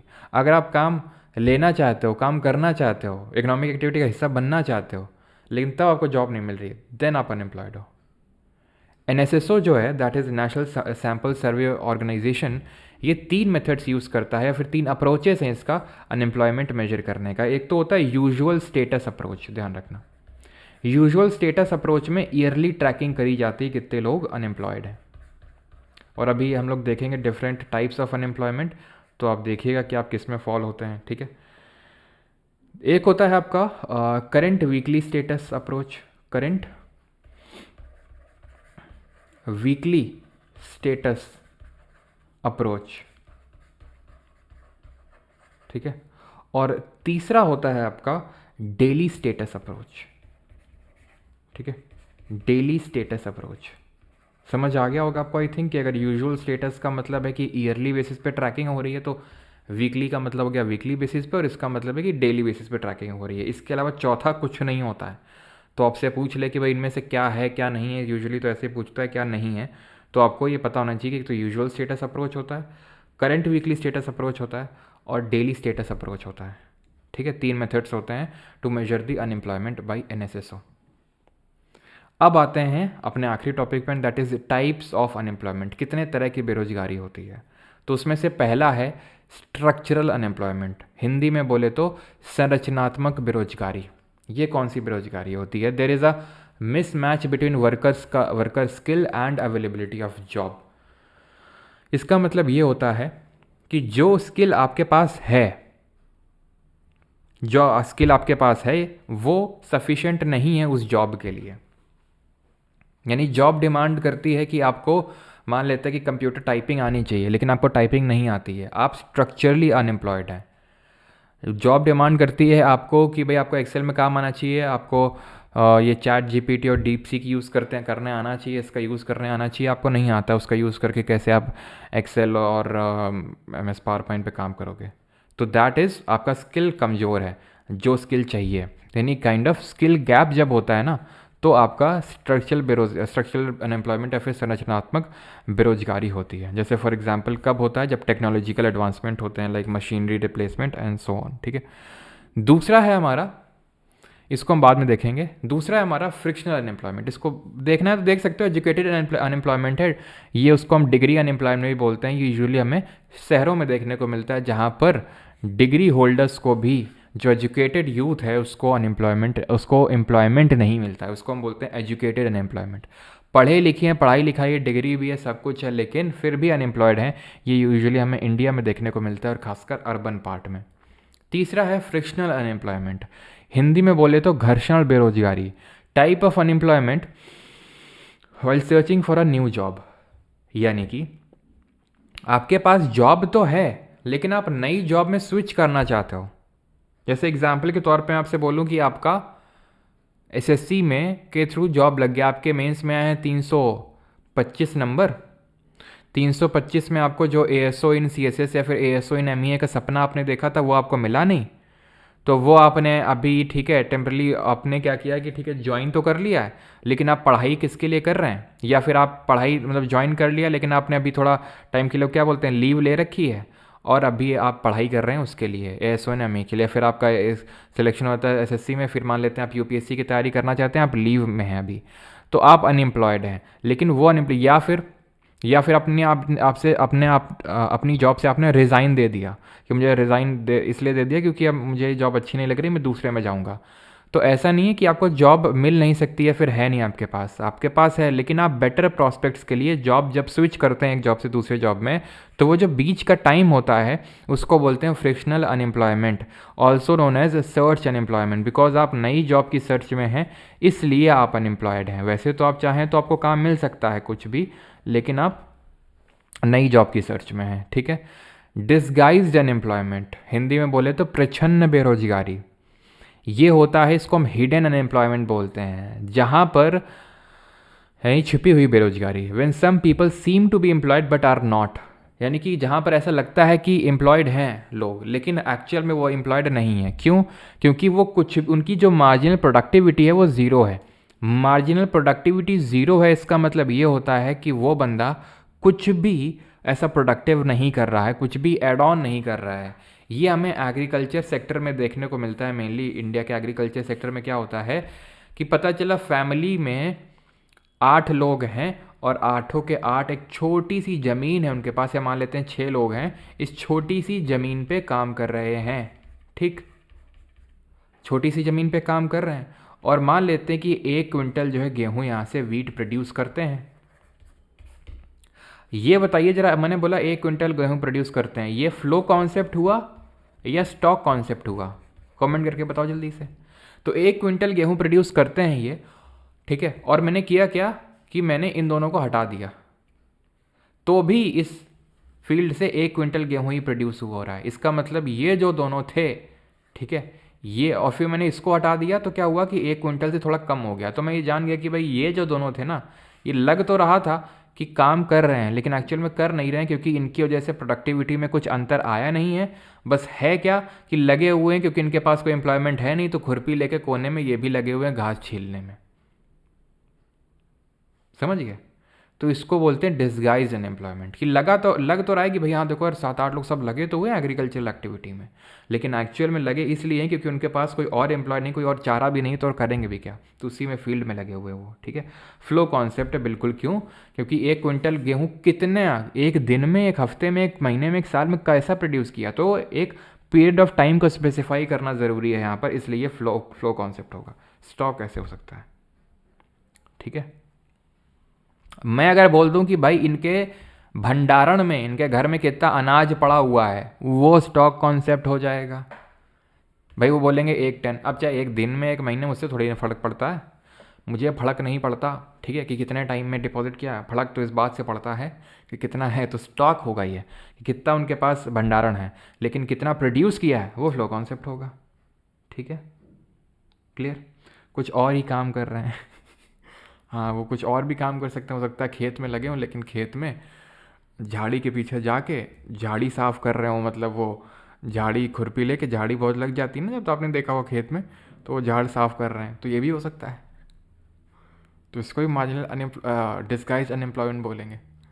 साइक्लिकल अनएम्प्लॉयमेंट पे आते हैं, तो ये अनएम्प्लॉयमेंट वो होता है जो लोग साइकिल बहुत चलाते हैं, तो वो जब अनएम्प्लॉयमेंट हो जाते हैं तो उसको साइक्लिकल अनएम्प्लॉयमेंट बोलते हैं, मतलब। ठीक है, तो एजुकेशन हिट्स डिफरेंट बिकॉज हम इस कैटेगरी में फॉल करते हैं। ओके, कोई यहाँ पे फ्रिक्शनली अनएम्प्लॉयड भी है?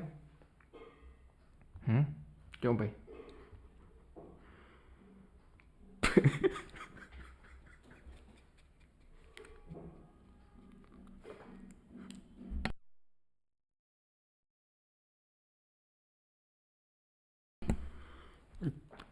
तो तुम लोग कमेंट जो है देखना नहीं चाहिए। चलो, तो साइक्लिकल अनएम्प्लॉयमेंट पे आते हैं। रिसेशन, इन जब इकोनॉमी में रिसेशन हो जाता है, रिसेशन का मतलब होता है इकोनॉमिक, रिसेशन का मतलब हो जाता है इकोनॉमिक डाउन टर्न, यानी कि उतनी इकोनॉमिक एक्टिविटी हो नहीं रही है। अब साइक्लिकल अनएम्प्लॉयमेंट का मतलब ये होता है कि साइकिल आती है एक, जैसे 2008-9 में रिसेशन आया था, अभी कोविड के टाइम पे रिसेशन आया था, तो ऐसे साइकिल आती है रिसेशन की। जैसे हो सकता है कि 2030 में आ जाए, तो होता है इस टाइम पे ये है जब रिसेशन आता है कि जहाँ जहाँ पे रिसेशन आता है, जो भी कंट्रीज़ इफेक्ट होती हैं ओवरऑल, क्योंकि अब हमारी इकोनॉमी ग्लोबलाइज्ड है, तो हर जगह लोगों की जो जॉब है वो चली जाती है। तो उस टाइम पे जो आप अनएम्प्लॉयड हैं उसको बोलते हैं साइक्लिकल अनएम्प्लॉयमेंट। समझ आएगा मैं आपको, मैं फिर से समझाता हूँ कि जब यूजुअली रिसेशन में हमें देखने को मिलता है, जब इकोनॉमिक डाउनटर्न आता है, जैसे कोविड के टाइम पे सबकी जॉब चली गई क्योंकि इकोनॉमिक डाउनटर्न चल रहा था इकोनॉमी का, तो इसलिए उसको हम बोलेंगे साइक्लिकल अनएम्प्लॉयमेंट। और इसके बाद फिर से सबकी जॉब लग गई, फिर पता चला 10 साल बाद फिर एक बड़ा रिसेशन आया, सबकी जॉब चली गई, तो साइक्लिकल अनएम्प्लॉयमेंट रिसेशन के टाइम पे। ठीक, इसी का एक सब टाइप हम बोल सकते हैं, that is seasonal unemployment. Seasonal unemployment का मतलब ये होता है, ये भी हमें रूरल इंडिया में मेनली देखने को मिलता है, ये भी खासकर एग्रीकल्चर सेक्टर में देखने को मिलता है कि एक पार्ट ऑफ टाइम पे तो आपको आप एम्प्लॉयड होते हैं, लेकिन एक पार्ट ऑफ ईयर में आप अनएम्प्लॉयड होते हैं। जैसे मान लेते हैं कि जो दिवाली के जो दिए बनाते हैं, कुम्हार, तो उनको दिवाली के टाइम पे एम्प्लॉयड हैं, उसके बाद अनएम्प्लॉयड। झालर लगाते हैं, जो लाइट लगाते हैं, झालर बनाते हैं, दिवाली आई तो एम्प्लॉयड हैं, फिर अनएम्प्लॉयड है। होली के टाइम पे जो कलर्स वगैरह बनाते हो एम्प्लॉयड हैं, बाकी फिर अनएम्प्लॉयड हैं। समझ रहे हैं आप? तो एक टाइम पे एम्प्लॉयड है, फिर अनएम्प्लॉयड। जैसे कि खेती के टाइम पे, ठीक है, अब खेती में मान लेते हैं लेबर्स हैं, वो खेती बाड़ी में काम करते हैं, तो जब बुआई के समय होता है तब काम कर रहे हैं, कटाई के समय, हार्वेस्टिंग के टाइम पे तब काम कर रहे हैं, बीच में वो अनएम्प्लॉयड है। तो इसको बोलते हैं सीजनल अनएम्प्लॉयमेंट, कि एक सीज़न के बेसिस पे होता है। कुछ भी आप कंसिडर कर सकते हो जो सीजनल टाइप होता है, जो टेम्प्रेरी टाइप होता है, ठीक है, उसको सीजनल बोलते हैं। क्लासिकल अनएम्प्लॉयमेंट क्या होता है? It is also known as real wage employment. ठीक है, रियल वेज अनएम्प्लॉयमेंट का मतलब है it occurs when the real wage for job is too high which leads more job seekers than the job opening. अब मान लेते हैं कि भाई बोला कि 1 लाख जॉब निकली, 1 लाख हम सैलरी देंगे, ठीक है, उसके पास रिसोर्सेज जो आपको सैलरी दे रहा है, नहीं आपका एम्प्लॉई फैक्ट्री वाला, उसके पास 10 लाख रुपए हैं, तो वो सिर्फ 10 ही लोगों को तो जॉब दे सकता है। लेकिन अगर वही बोले कि 10,000 रुपये है, 10,000 रुपये मैं दूंगा महीने का, तो वो 100 लोगों को भी जॉब दे सकता है कि नहीं? ठीक है, सॉरी, 10,000 रुपये अगर देगा महीने का तो 10 लाख हैं, तो बिल्कुल 100 लाख, 100 लोगों को नौकरी दे सकता है। ठीक है, तो जब ये क्लासिकल अनएम्प्लॉयमेंट वो होता है जब रियल वेज बहुत ज़्यादा हाई हो जाते हैं तो सबको जॉब नहीं मिल सकती है, तो वो क्लासिकल है। नेचुरल अनएम्प्लॉयमेंट होता है, it refers to the lowest unemployment level a healthy economy can sustain without causing inflation. ठीक है, बिना इन्फ्लेशन कॉज किए हुए जितना हेल्दी, जो भी हेल्दी इकोनॉमी होता है, जितना भी वो लोवेस्ट अनएम्प्लॉयमेंट रिटेन कर सकती है, जितना वो कर सकती है लोवेस्ट अनएम्प्लॉयमेंट बिना इन्फ्लेशन, मतलब बिना इन्फ्लेशन का में कोई इफेक्ट डाले हुए, उसको नेचुरल अनएम्प्लॉयमेंट बोलते हैं। ठीक है, अब आते हैं मार्जिनल और मेन वर्कर कौन होते हैं, और ये, ठीक है, और ये कैजुअल वर्कर कौन होता है। ठीक है तो मार्जिनल और मेन वर्कर ये होते हैं, देखो, मार्जिनल वो होते हैं हु आर एम्प्लॉयड, तीन तरह के हम बोल सकते हैं, एक तो अनएम्प्लॉयड वर्कर, ठीक है, कि भाई वो तो बिल्कुल ही उसको एम्प्लॉयमेंट नहीं है। मार्जिनल वो होता है who is employed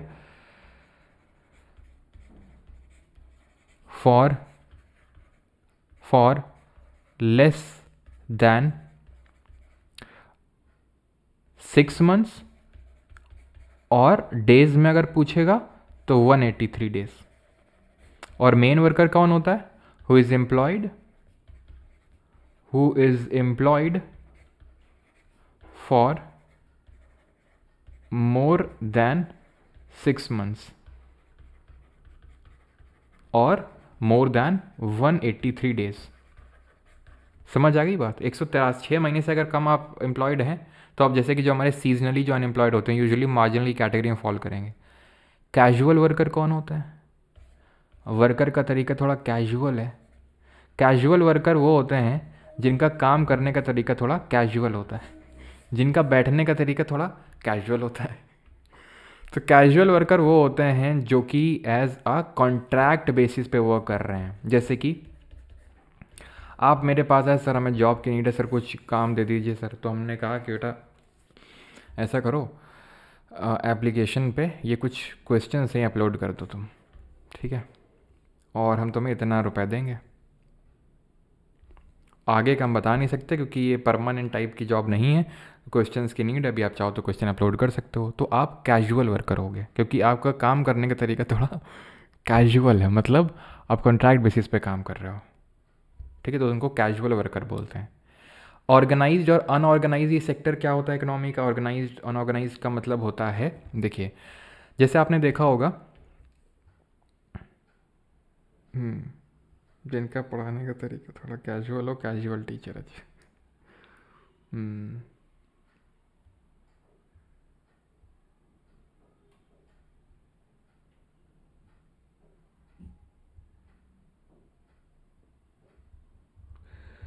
okay sir GS में 30 मार्क्स तक पहुंच गया हूँ आपकी वजह से। अच्छा चलो, तो ऑर्गेनाइज और अनऑर्गेनाइज क्या होता है? तो ऑर्गेनाइज्ड होता है जहाँ पर जो भी आप मान लेते हैं फॉर्म है कुछ भी है, तो वो गवर्नमेंट के अंडर रजिस्टर्ड हैं, ठीक है, रजिस्टर्ड अंडर गवर्नमेंट। तो ये गवर्नमेंट के अंडर में रजिस्टर्ड है, उनको हम बोलते हैं ऑर्गेनाइज्ड सेक्टर। इसमें क्या होता है, अगर आप रजिस्टर्ड हैं तो इसमें जो भी वर्कर काम कर रहे हैं उनकी जो कंडीशन है, वर्किंग कंडीशंस, वो रेगुलेट होती हैं। वर्किंग आवर्स वो रेगुलेट होते हैं कि भाई इतने ज़्यादा घंटे से काम नहीं कर सकते हैं। उनको सोशल सिक्योरिटी मिलती है कि कभी ऐसे जॉब से रैंडम नहीं हटाया जा सकता कि आज तुम कल से जॉब पे मत आना, है ना। और जो भी काम दे रहा है तो उसको कुछ ना कुछ सोशल सिक्योरिटी प्रोवाइड करके रखना है कि भाई जब काम छोड़ेगा तो उसको इतना पैसा देना है, वो सारी चीज़ें। अनऑर्गेनाइज जो होता है इट इज़ अनरजिस्टर्ड और unregulated by government. Government regulate नहीं करती है, क्यों?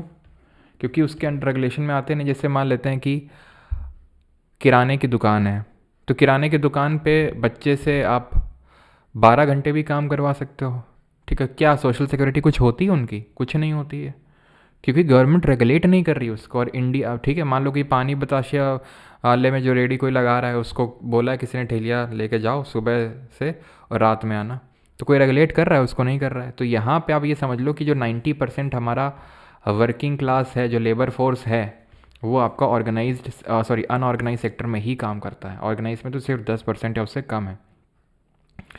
कुछ वन लाइनर है, ध्यान रखना। भगवती कमेटी, मतलब ख़त्म हो गया हमारा टॉपिक। अब किसी कोई डाउट होगा तो पूछ लेगा। जो भगवती कमेटी है 1973 की, presented a report on unemployment.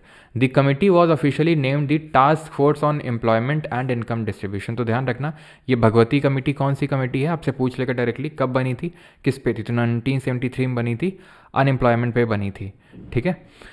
MG NREGA क्या करता है? ये एक स्कीम है, आपको पता है, महात्मा गांधी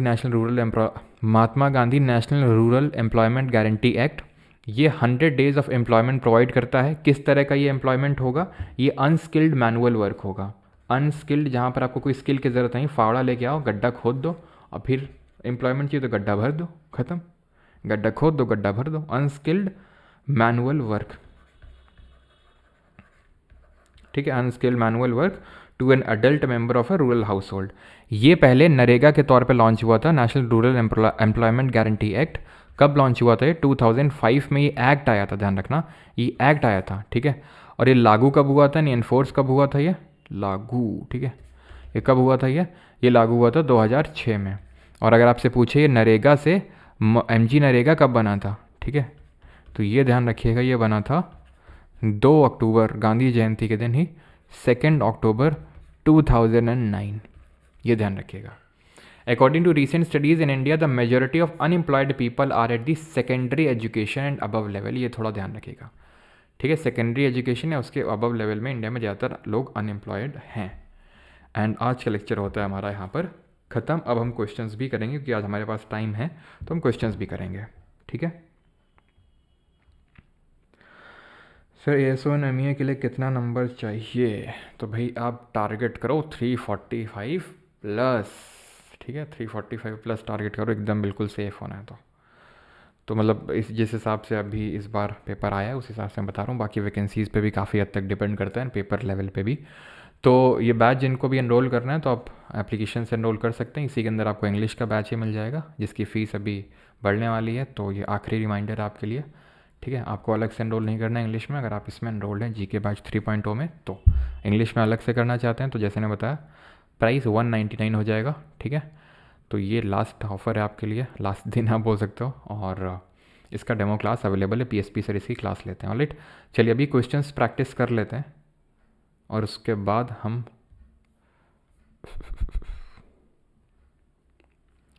चलो आपसे पहले कुछ बेसिक क्वेश्चन करवा लिए जाए, नहीं तो और फिर पहले बेसिक क्वेश्चन करो।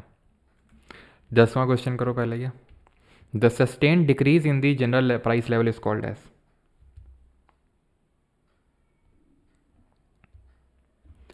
क्या बोलेंगे? सस्टेन्ड इंक्रीज को तो इन्फ्लेशन बोलते हैं, ठीक है।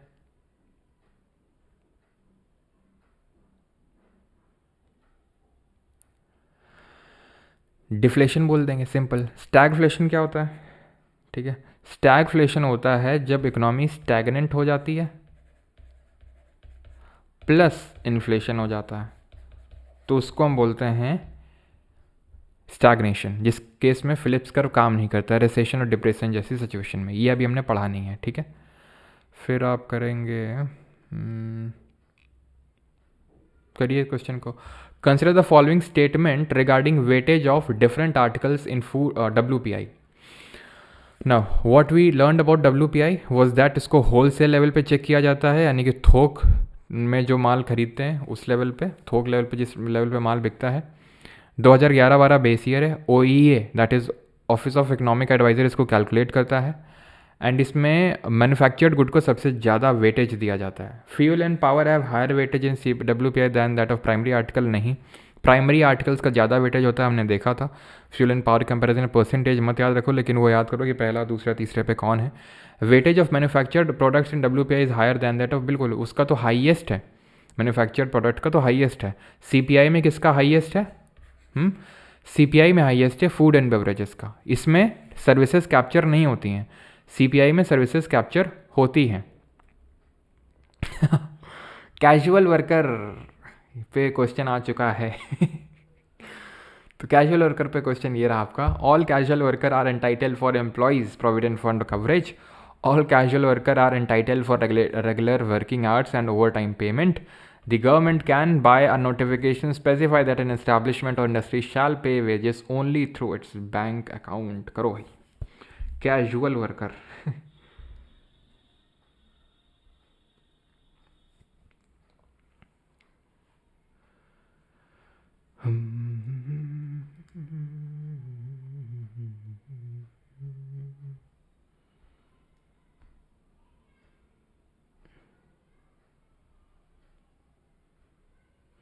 कर लिया। All casual worker entitle for employ provident fund और कवरेज, ये गलत है, सब एंटाइटल नहीं होते हैं, ठीक है। अब 2 दिन के लिए आए तो उसके लिए तुमको एम्प्लॉयमेंट प्रोविडेंट फंड का कवरेज नहीं मिलेगा, तो पहला वाला गलत हो गया आपका, पहला गलत, ख़त्म 2 और 3, ठीक है। तो कैजुअल वर्कर कैजुअल वर्कर हो चुका है। अब भी आते हैं और पहले इनको क्वेश्चन को ख़त्म करते हैं। Which of the following situations can lead to inflation. Inflation कब हो सकता है?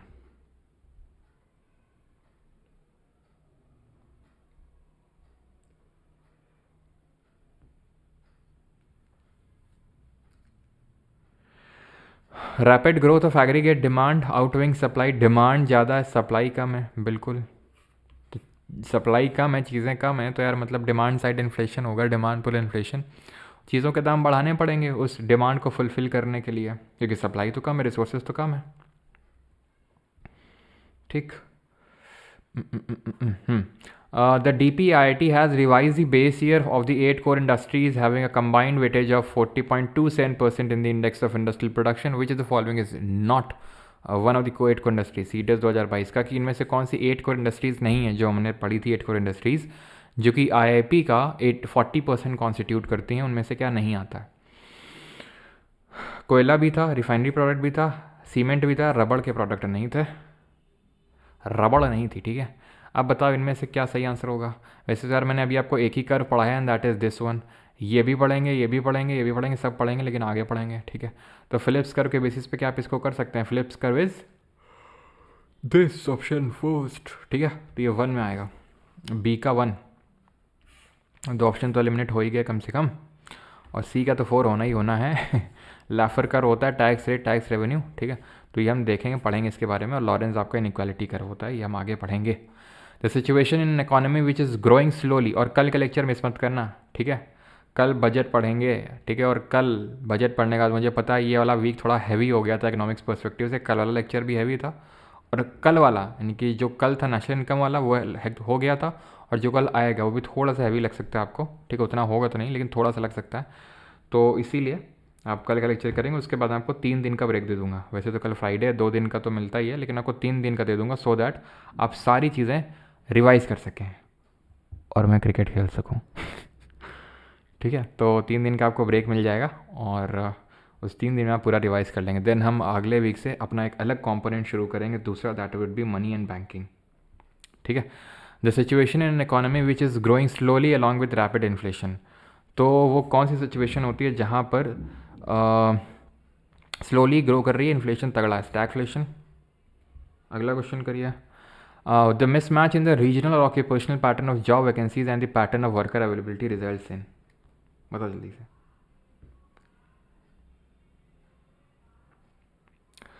ये बात बहुत हैवी हो रहा है, कोई नहीं, हाँ पिक्स शेयर करेंगे तुम्हें। पहले तो वॉलीबॉल से ओपनिंग होगी, देन क्रिकेट, पिक्स ज़रूर शेयर करेंगे। और हैवी हो रहा है इसीलिए 3 दिन का तुम्हें हम लाइट करने के लिए दे रहे हैं, लाइट हो जाना तब तक, ठीक है। The mismatch in the regional और occupational pattern of job vacancies को क्या बोलते हैं, mismatch in the regional occupation, structural employment, ठीक है। Retail core inflation is calculated excluding which of the following. Retail inflation मतलब CPI, कोर इन्फ्लेशन मतलब core inflation मतलब हेडलाइन इन्फ्लेशन माइनस वो आइटम्स जो बड़े वॉलेटाइल नेचर के हैं, फूड एंड फ्यूल, तो इनको हटा देना है। CAPF 2022 का क्वेश्चन, असिस्टेंट कमांडेंट तुम बन गए, वर्दी ले लेना आके, ठीक है। विच ऑफ द फॉलोइंग, बिना फिजिकल, बिना इंटरव्यू के सीधा selection. Which of the following sectors have been identified as critical sectors by the National Critical Information Infrastructure Protection Center? किनको यहाँ पर क्रिटिकल सेक्टर माना गया है by the national critical information, ये रटने की ज़रूरत नहीं है, बस देख लेते हैं। पावर और एनर्जी होगा, ठीक है, और banking and financial services. On the basis of employment condition the economy is divided into, तो एम्प्लॉयमेंट की कंडीशंस क्या है, सोशल सिक्योरिटी है कि नहीं है, वर्किंग आवर्स रेगुलेटेड है कि नहीं, वर्किंग कंडीशन रेगुलेटेड है कि नहीं, उस बेसिस पे हमने ऑर्गेनाइज्ड और अनऑर्गेनाइज्ड में बांटा था इसको। नॉट करेक्ट, कौन सा गलत है, CAPF 2021 बताओ।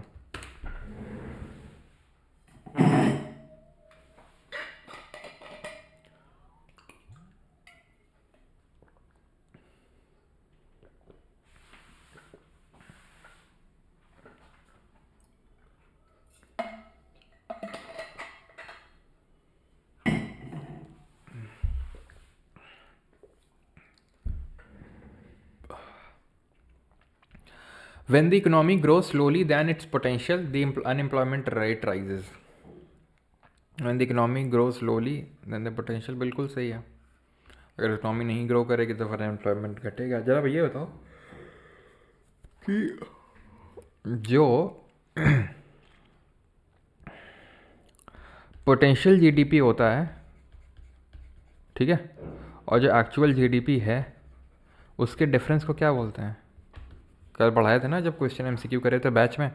Structural unemployment occurs when jobs are eliminated by changes in demand for particular goods और ड्यू टू ऑटोमेशन, चीज़ें ऑटोमेट हो गई हैं तो इस वजह से बिल्कुल सही है। Recession in the economy leads to cyclical unemployment, देखा था हमने साइक्लिकल अनएम्प्लॉयमेंट कब होता है? जब रिसेशन आ जाता है इकोनॉमी में। तो बच गया कौन? यही at full employment the measured unemployment rate is negative, गलत हो जाएगा, ये पॉजिटिव होता है। ठीक, तो ये आपका गलत हो जाएगा, ऑप्शन नंबर डी एलिमिनेशन से आप कर सकते थे इसको। और कोई क्वेश्चन बचा है? ये वाला बचा था, WPI has increase in India 2021-22 में WPI बढ़ा है, उसके कारण क्या है? Sharp increase in international price of crude oil, कच्चे तेल की कीमतों में बढ़ा तीव्र वृद्धि, बिल्कुल सही है। Decrease in economic activity post Covid,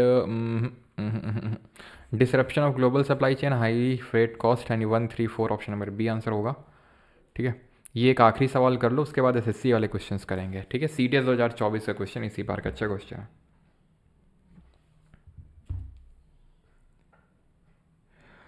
Priyam Rai ji railway की सीरीज स्टार्ट करेंगे, ये आपका जो अगला वाला ट्यूसडे है। ठीक है, बिकॉज ट्यूसडे को मैं आ जाऊँगा, तो ट्यूसडे से स्टार्ट करते हैं फिर। ठीक है, 3 दिन तो बहुत कम टाइम है रे, कम से कम 30 साल का टाइम तो दे रहे हैं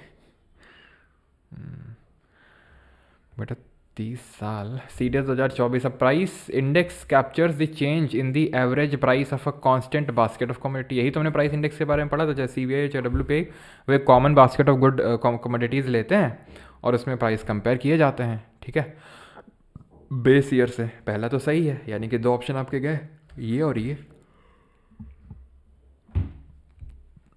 if the price index takes the value 100, 110, 121 in 3 consecutive years respectively, then the inflation rate in the second and third year are 10% and 20%। तो इन्फ्लेशन रेट निकालने के लिए हम इस साल और पिछले साल, इस साल और पिछले साल का डिफरेंस निकालेंगे प्राइस इंडेक्स का, डिवाइड कर देंगे बेस ईयर से। जैसे फॉर एग्जांपल पहले से दूसरे साल में हो गया 110, 110 पहले साल कितना था? 100 था।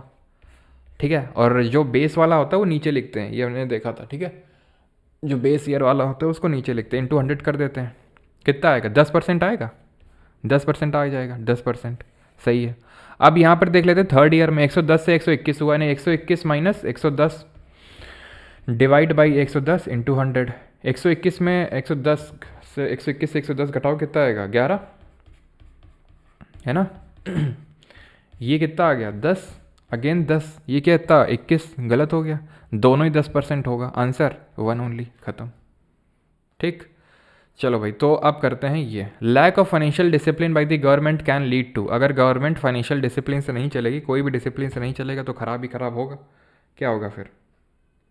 सर PCS क्लियर हो सकता है इस बैच का? PCS क्लियर बिल्कुल, काफ़ी लोग अभी महाराष्ट्र का ही थिंक था। ठीक है, पेपर लोग शेयर करते रहते, राजस्थान का था, बढ़िया परफॉर्म करके आया। मैं शेयर इसलिए नहीं करता हूँ क्योंकि पता नहीं कुछ लोग जल क्यों जाते हैं एकदम से मतलब, और मैं कम्युनिटी पोस्ट तो बिल्कुल ही नहीं करता हूँ। हाँ, अब PCS निकलने लगा, ये वो फलाना ढंग का, तो मैं चलो भाई, जो पढ़ रहा है, जो ढंग से पढ़ रहा है उसका फ़ायदा होगा, और बस मेरा जो काम है वो फुलफ़िल हो गया। ठीक है, ख़त्म बात। वो तो मैं आपसे मतलब बोल ही रहा हूँ कि यार बस ये जो बैच है ना 3.0, शिद्दत के साथ, पूरी ईमानदारी के साथ कर लेना, बार बार रिविज़न कर लेना, कहाँ कहाँ आपको फ़ायदा करेगा वो तो आपको खुद ही पता चल जाएगा। ठीक है, बताने की ज़रूरत है नहीं मुझे।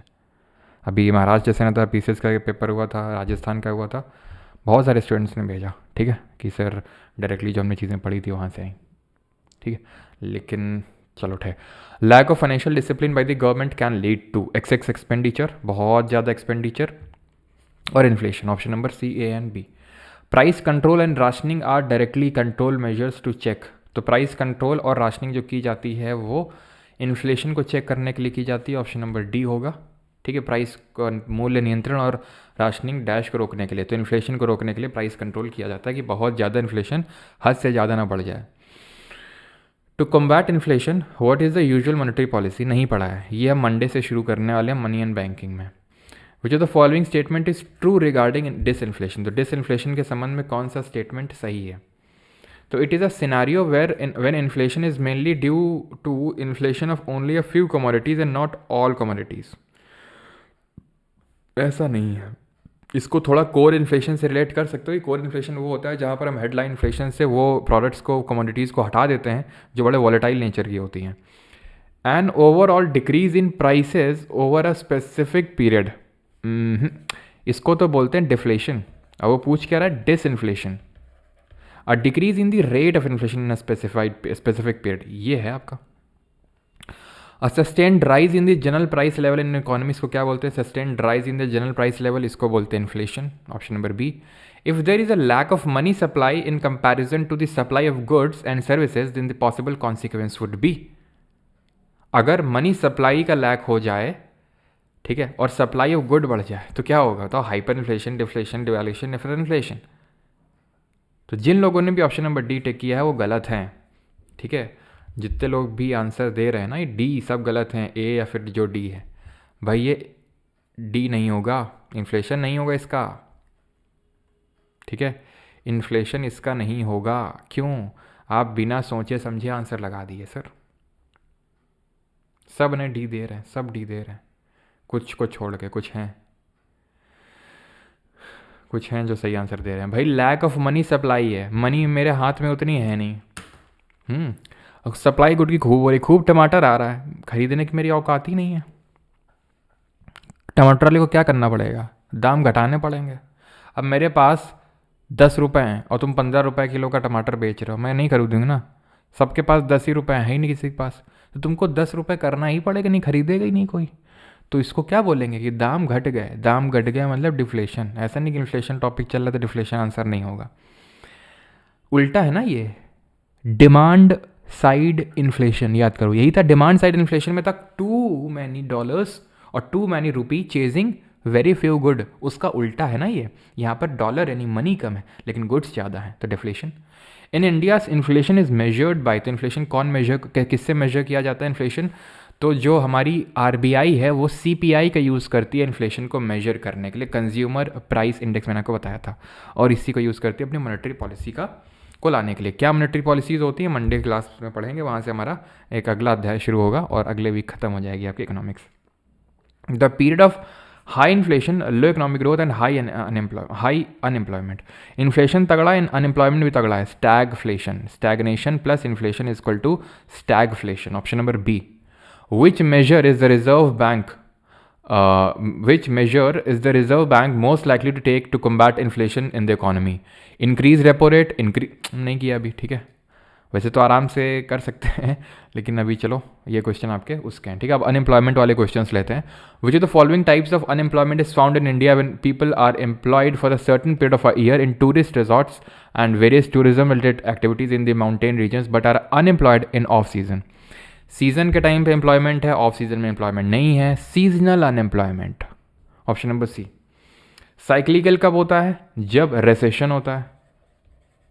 डिस्गाइज्ड कब होता है, जब हमें एग्रीकल्चर में मेनली देखने को मिलता है कि लोग लगे तो वो हैं खुरपी लेके लेकिन एक्चुअल में उनकी मार्जिनल प्रोडक्टिविटी जीरो है, ठीक है। Which of the following option is the most appropriate cause for the unemployment in India. तो मोस्ट अप्रोप्रिएट कॉज क्या हो सकता है अनएम्प्लॉयमेंट का भारत में, सीजल 2024। बहुत ज़्यादा जनसंख्या है, बहुत अच्छी एजुकेशन है, बहुत अच्छी एनवायरनमेंट कंडीशन है, बहुत लेबर फोर्स की कमी है। भाई लेबर फोर्स की कमी है तो इसका अनएम्प्लॉयमेंट से क्या लेने देना। लेबर फोर्स की कमी है तो इसका लेना, इससे दिक्कत तो इंडस्ट्री वालों को होगी ना, जो इंडस्ट्री चला रहे हैं उनको दिक्कत होगी। अनएम्प्लॉयमेंट की दिक्कत एजुकेशन से थोड़ी ना हो सकती है कि भाई तुम एजुकेशन दोगे तो अनएम्प्लॉयमेंट होगी, या फिर एनवायरनमेंट अच्छा है तो अनएम्प्लॉयमेंट होगा। ओवर पॉपुलेशन, ठीक है, जनसंख्या ज़्यादा है। Which of the following statements is correct about the composition of the agriculture sector and employment in GDP post-independence? The proportion of GDP contributed by the agriculture sector declined significant, but not the employment depending on the agriculture sector. यानी कि contribution तो GDP का कम हुआ, contribution GDP में agriculture का, लेकिन जितने लोग employed हैं वो उतना कम नहीं हुआ। The proportion of employment has declined significantly, but not the share of agriculture in GDP. ये तो गलत है, पहला ही सही होगा। आप सभी इसको बड़ी आसानी से कर सकते हैं बिकॉज हमने पहली लेक्चर में पढ़ा था इसके बारे में कि हमारा 2011-12 के भी आंकड़े लें तो जीडीपी में जो कंट्रीब्यूशन है एग्रीकल्चर सेक्टर का वो सबसे कम है, सबसे कम कंट्रीब्यूशन है। वहीं पे एम्प्लॉयमेंट जो है वो सबसे ज़्यादा है। कहाँ पे, जो आपका क्या बोलते हैं, जो एम्प्लॉयमेंट सबसे ज़्यादा है एग्रीकल्चर सेक्टर में और कंट्रीब्यूशन कम है सबसे जीडीपी में। What is the empirically fitted relationship between the rate of change of money wage and rate of unemployment known as. तो कौन सा कर्व है जो मनी वेज और रेट ऑफ अनएम्प्लॉयमेंट के बारे में बताता है, जल्दी से बताइए। हाँ जी, तो कौन सा कर्व हमने पढ़ा था, जल्दी से बताओ भैया। फिलिप्स कर्व है, या फिर बाउमोल की हाइपोथेसिस है, या फिर फ्रेडमैन का मॉडल है, या फिर केनेशन मॉडल है। तो कौन सा मॉडल हमने पढ़ा था? तो हमने मॉडल पढ़ा था फिलिप्स कर्व का, ठीक है। तो ऑप्शन नंबर ए यहाँ पर सही आंसर हो जाएगा, ठीक है। अगला है which of the following sectors in India faces seasonal unemployment. तो कहाँ पर सीजनल अनएम्प्लॉयमेंट है? तो ये इंडिया के मैन्युफैक्चरिंग में, आईटी में, मेडिकल में नहीं, एग्रीकल्चर में है। Which of the following types of unemployment is found in India when people are employed for a certain period of year in tourist resorts. वही सेम चीज़ हो जाएगा, seasonal. 31 in India what type of unemployment is created due to lack of employable skills among the educated youth in India. तो अब आप इसमें ये, चलो पहले तो करो इसका आंसर बताओ, और क्वेश्चन नंबर लिख के आंसर बताना, ऐसे नहीं कि बस रैंडम।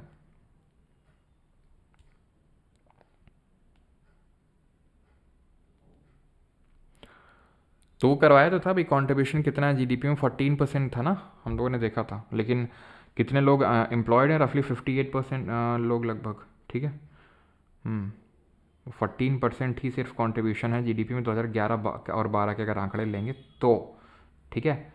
और आई थिंक सेकेंडरी का है 31% के समथिंग, और जो टर्शरी है उसका 54% के समथिंग। तो खैर यहाँ पर सही आंसर क्या होगा? हाँ, अब काफ़ी लोग क्या करेंगे, स्किल गैप का देख के स्ट्रक्चर मार देंगे, भैया ये क्या लिखा हुआ है, एजुकेटेड यूथ, ठीक है। ज़्यादा दिमाग मत लगा देना उसमें कि एम्प्लॉयबल स्किल नहीं है, ठीक है। किस में नहीं है? एजुकेटेड यूथ, जिनके पास डिग्री है उनके पास, तो उसको एजुकेटेड अनएम्प्लॉयमेंट बोलेंगे।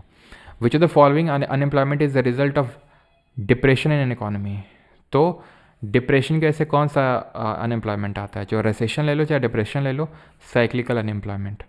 Dash unemployment refers to the lowest unemployment level a healthy economy can sustain without causing unemployment. क्या बोलते हैं उसको? स्किल गैप है, लोग काम नहीं कर रहे हैं, प्रोडक्टिविटी ज़ीरो है, नेचुरल, ठीक है, नेचुरल, ठीक, नेचुरल लेवल, ठीक है। Formula to find the unemployment rate is, तो क्या फॉर्मूला होगा अनएम्प्लॉयमेंट रेट निकालने का? बहुत आसान है, कितने लोग अनएम्प्लॉयड हैं अपॉन टोटल लोग कितने हैं लेबर फोर्स में, इनटू 100। तो अनएम्प्लॉयड वर्कर कितने हैं, टोटल लेबर फोर्स कितना है, इनटू 100। बड़ा आसान क्वेश्चन है ये, ठीक है। Which among the following types of unemployment is also known as the real wage unemployment. तो रियल वेज अनएम्प्लॉयमेंट क्या होता है? जब बहुत ज़्यादा वेज मिल रही है जिसकी वजह से सारे लोगों को एम्प्लॉयमेंट नहीं दिया जा सकता है। फ्रिक्शनल तो होती है घर्षण, जिसको कि हम सर्च अनएम्प्लॉयमेंट बोलते हैं, कि आप जब एक जॉब से दूसरी जॉब पे स्विच कर रहे हैं तो फ्रिक्शनल। स्ट्रक्चरल की स्किल गैप है, सीजनल आप एक सीजन पे आप अनएम्प्लॉयड है, क्लासिकल, ठीक है, जिसको रियल वेज अनएम्प्लॉयमेंट बोलते हैं। डैश ऑल्सो 40 तक करेंगे, उसके बाद आपका होमवर्क होगा। Dash also known as the search unemployment occurs when workers lose their. तो सर्च अनएम्प्लॉयमेंट क्या है? सर्च है आपका फ्रिक्शनल। क्लासिकल क्या है? रियल वेज अनएम्प्लॉयमेंट है। If unemployment continues for long term in a country it is called as. तो unemployment अगर बड़े लंबे समय तक के लिए कॉन्टिन्यू रहता है देश में तो उसको हम क्या बोलते हैं? लॉन्ग टर्म के लिए। तो भाई कैजुअल कैजुअल तो होता है जो कुछ टाइम के लिए एम्प्लॉयड होते हैं। Technological, frictional, chronic. क्रॉनिक जैसे कि हमने बायो में पढ़ा था, acute diseases and chronic diseases में क्या अंतर था? एक्यूट बड़े शॉर्ट लास्टिंग होती हैं, बड़े कम टाइम तक रहती हैं, क्रॉनिक लंबे समय तक रहती हैं, जैसे कि टीबी हो गया, अर्थराइटिस हो गया, डायबिटीज़ हो गया, ठीक है। तो ये क्रॉनिक डिजीजेज में आती हैं ऐसे। A person is said to be marginal unemployment if he और she has worked for fewer than how many months in the year preceding the census. तो कितने दिन तक काम किया है उसने? तो हमने दो तरह के वर्कर्स पढ़े थे, एक तो मार्जिनल जो 6 महीने से कम तक अनएम्प्लॉयड होते हैं, जो 6 महीने से ज़्यादा एम्प्लॉयड हैं उनको हम मेन वर्कर की कैटेगरी में डालते हैं। डेज़ में अगर बात करेंगे तो 183 डेज़, ठीक है। डेज़ में अगर बात करेंगे तो 183 days. Which curve examines the relationship between the rate of unemployment and the rate of money wage. ठीक है, आसान है। नॉट एन अप्रोच, 40वां क्वेश्चन है, which of the following is not an approach for measuring unemployment in India. इनमें से कौन सा अप्रोच नहीं है? तो हमने पढ़े थे कि जो NSSO है, नेशनल सैम्पल सर्वे ऑर्गेनाइजेशन, ये 3 तरीके से मेजर करता है। तो यूजुअल स्टेटस अप्रोच, जहाँ पर साल भर का एक तो ईयरली बेसिस पे कैलकुलेट किया जाता है, डेली बेसिस पे और वीकली बेसिस पे। ऐसे मंथली स्टेटस अप्रोच नहीं होता है कुछ, ठीक है। डेली होगा, वीकली होगा एंड यूजुअल स्टेटस अप्रोच होगा। भगवती कमेटी देख चुके हैं, अनएम्प्लॉयमेंट है।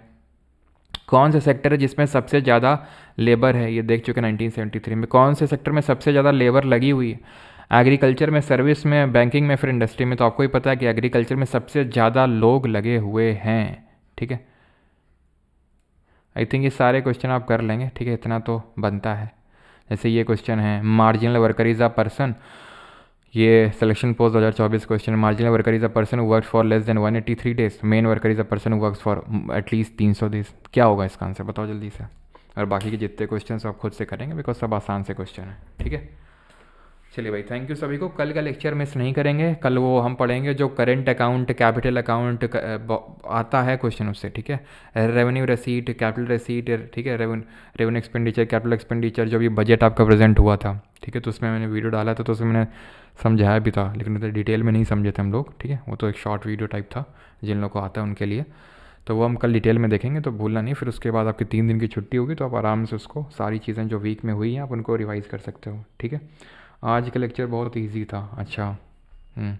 तो मार्जिनल वर्कर वो होते हैं जो लेस देन 183 डेज़ काम करते हैं। मेन वो होते हैं जो 183 डेज से ज़्यादा काम करते हैं। 300 दिन का कोई क्राइटेरिया नहीं होता है, 183 डेज से ज़्यादा जो काम करते हैं, ठीक है।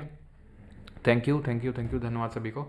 जिन लोगों को कोर्स वगैरह में एनरोल करना है, परमार अकेडमी ऐप पे कर सकते हैं, ठीक है, वहाँ से। और कुछ क्वेरी वगैरह है तो आप पूछ सकते हैं। बाकी रेलवे की क्लास भी जल्दी स्टार्ट होने वाली है आपकी, है ना।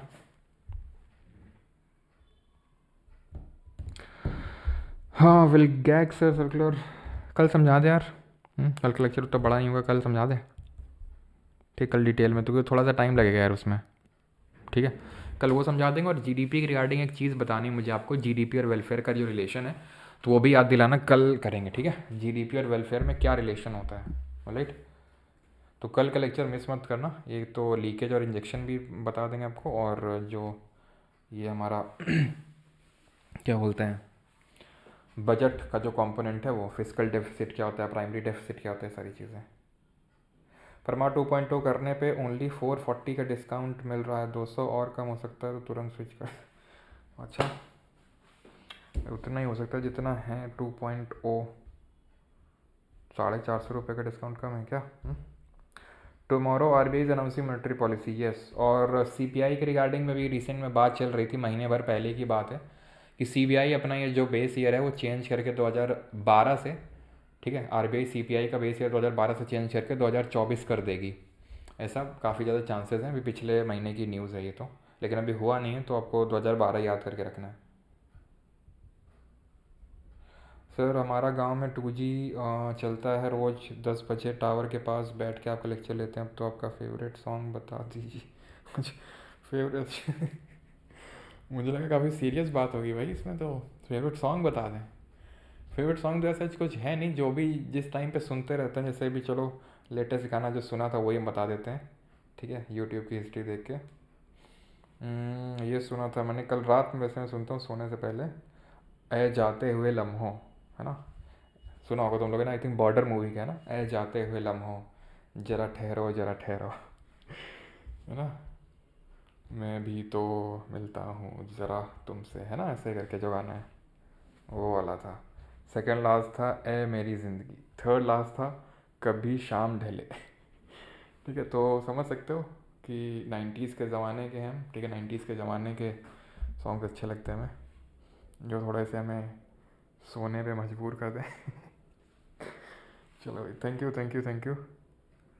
गिग वर्कर क्या होते हैं, गिग वर्कर होते हैं जैसे जोमेटो, स्विगी, इन सब में जो काम कर रहे हैं, तो उनको गिग वर्कर बोला जाता है। ये गिग इकोनॉमी का पार्ट होते हैं, जो अभी एकदम से बूम करी है ना, ये जेप्टो, जोमेटो, स्विगी, इन सब में जो काम करते हैं। क्यूज़ क्यों नहीं होता है पर, कहाँ पर होता। अच्छा वो वाला बात कर रहे हो क्या आप, वीक मतलब जो वीकली होता है, वीकली वाला भी जल्दी स्टार्ट होगा, तो चलूँ, हाँ तो चलूँ बिल्कुल।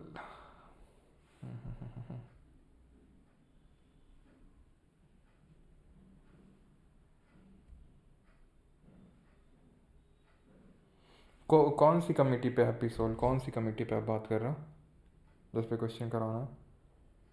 तो 6 क्वेश्चन एक बार देखिए, ठीक है, देखते हैं, रुको। The situation economy which is growing slowly with rapid inflation. Okay sorry, stagflation की जगह स्टैगनेशन पे क्लिक हो गया क्या? Sorry sorry sorry sorry sorry, stagflation की जगह स्टैगनेशन पे क्लिक हो गया। ऑप्शन नंबर सी होगा इसका, ठीक है।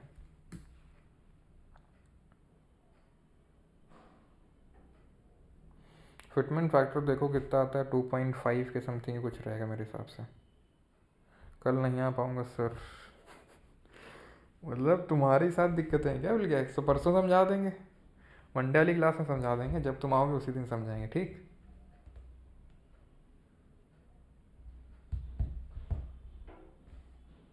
ओहो सर, मेरी प्लेलिस्ट सुन रहा, बड़ा दुख दर्द। हाँ भाई, चलो भाई, थैंक यू सभी को, मिलते हैं कल, है ना। और भोजपुरी सॉन्ग नहीं सुनते हैं क्या? भोजपुरी सॉन्ग कौन कौन से भोजपुरी सॉन्ग चलते हैं? लहंगा उठाई ले वो क्या?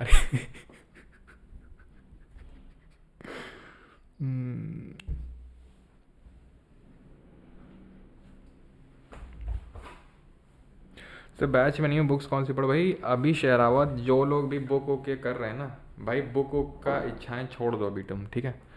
जितना मैं करवा रहा हूँ वो करो। मैंने तुम्हें कुछ टाइम पहले भी बताया था, फिर बता रहा हूँ कि कुछ बड़ी चीज़ पे काम हो रहा है, ठीक है। तो अभी जो हो रही चीज़ें उसको करते रहो, कोई भी बुक लेने की अभी कुछ भी ज़रूरत नहीं है। Alright, do you get my point? खाओ माँ का। चलो चलो भाई, थैंक यू। अब तुम लोग कुछ नहीं, मीम बस चल रहा है ना, लगवा ले लिपस्टिक।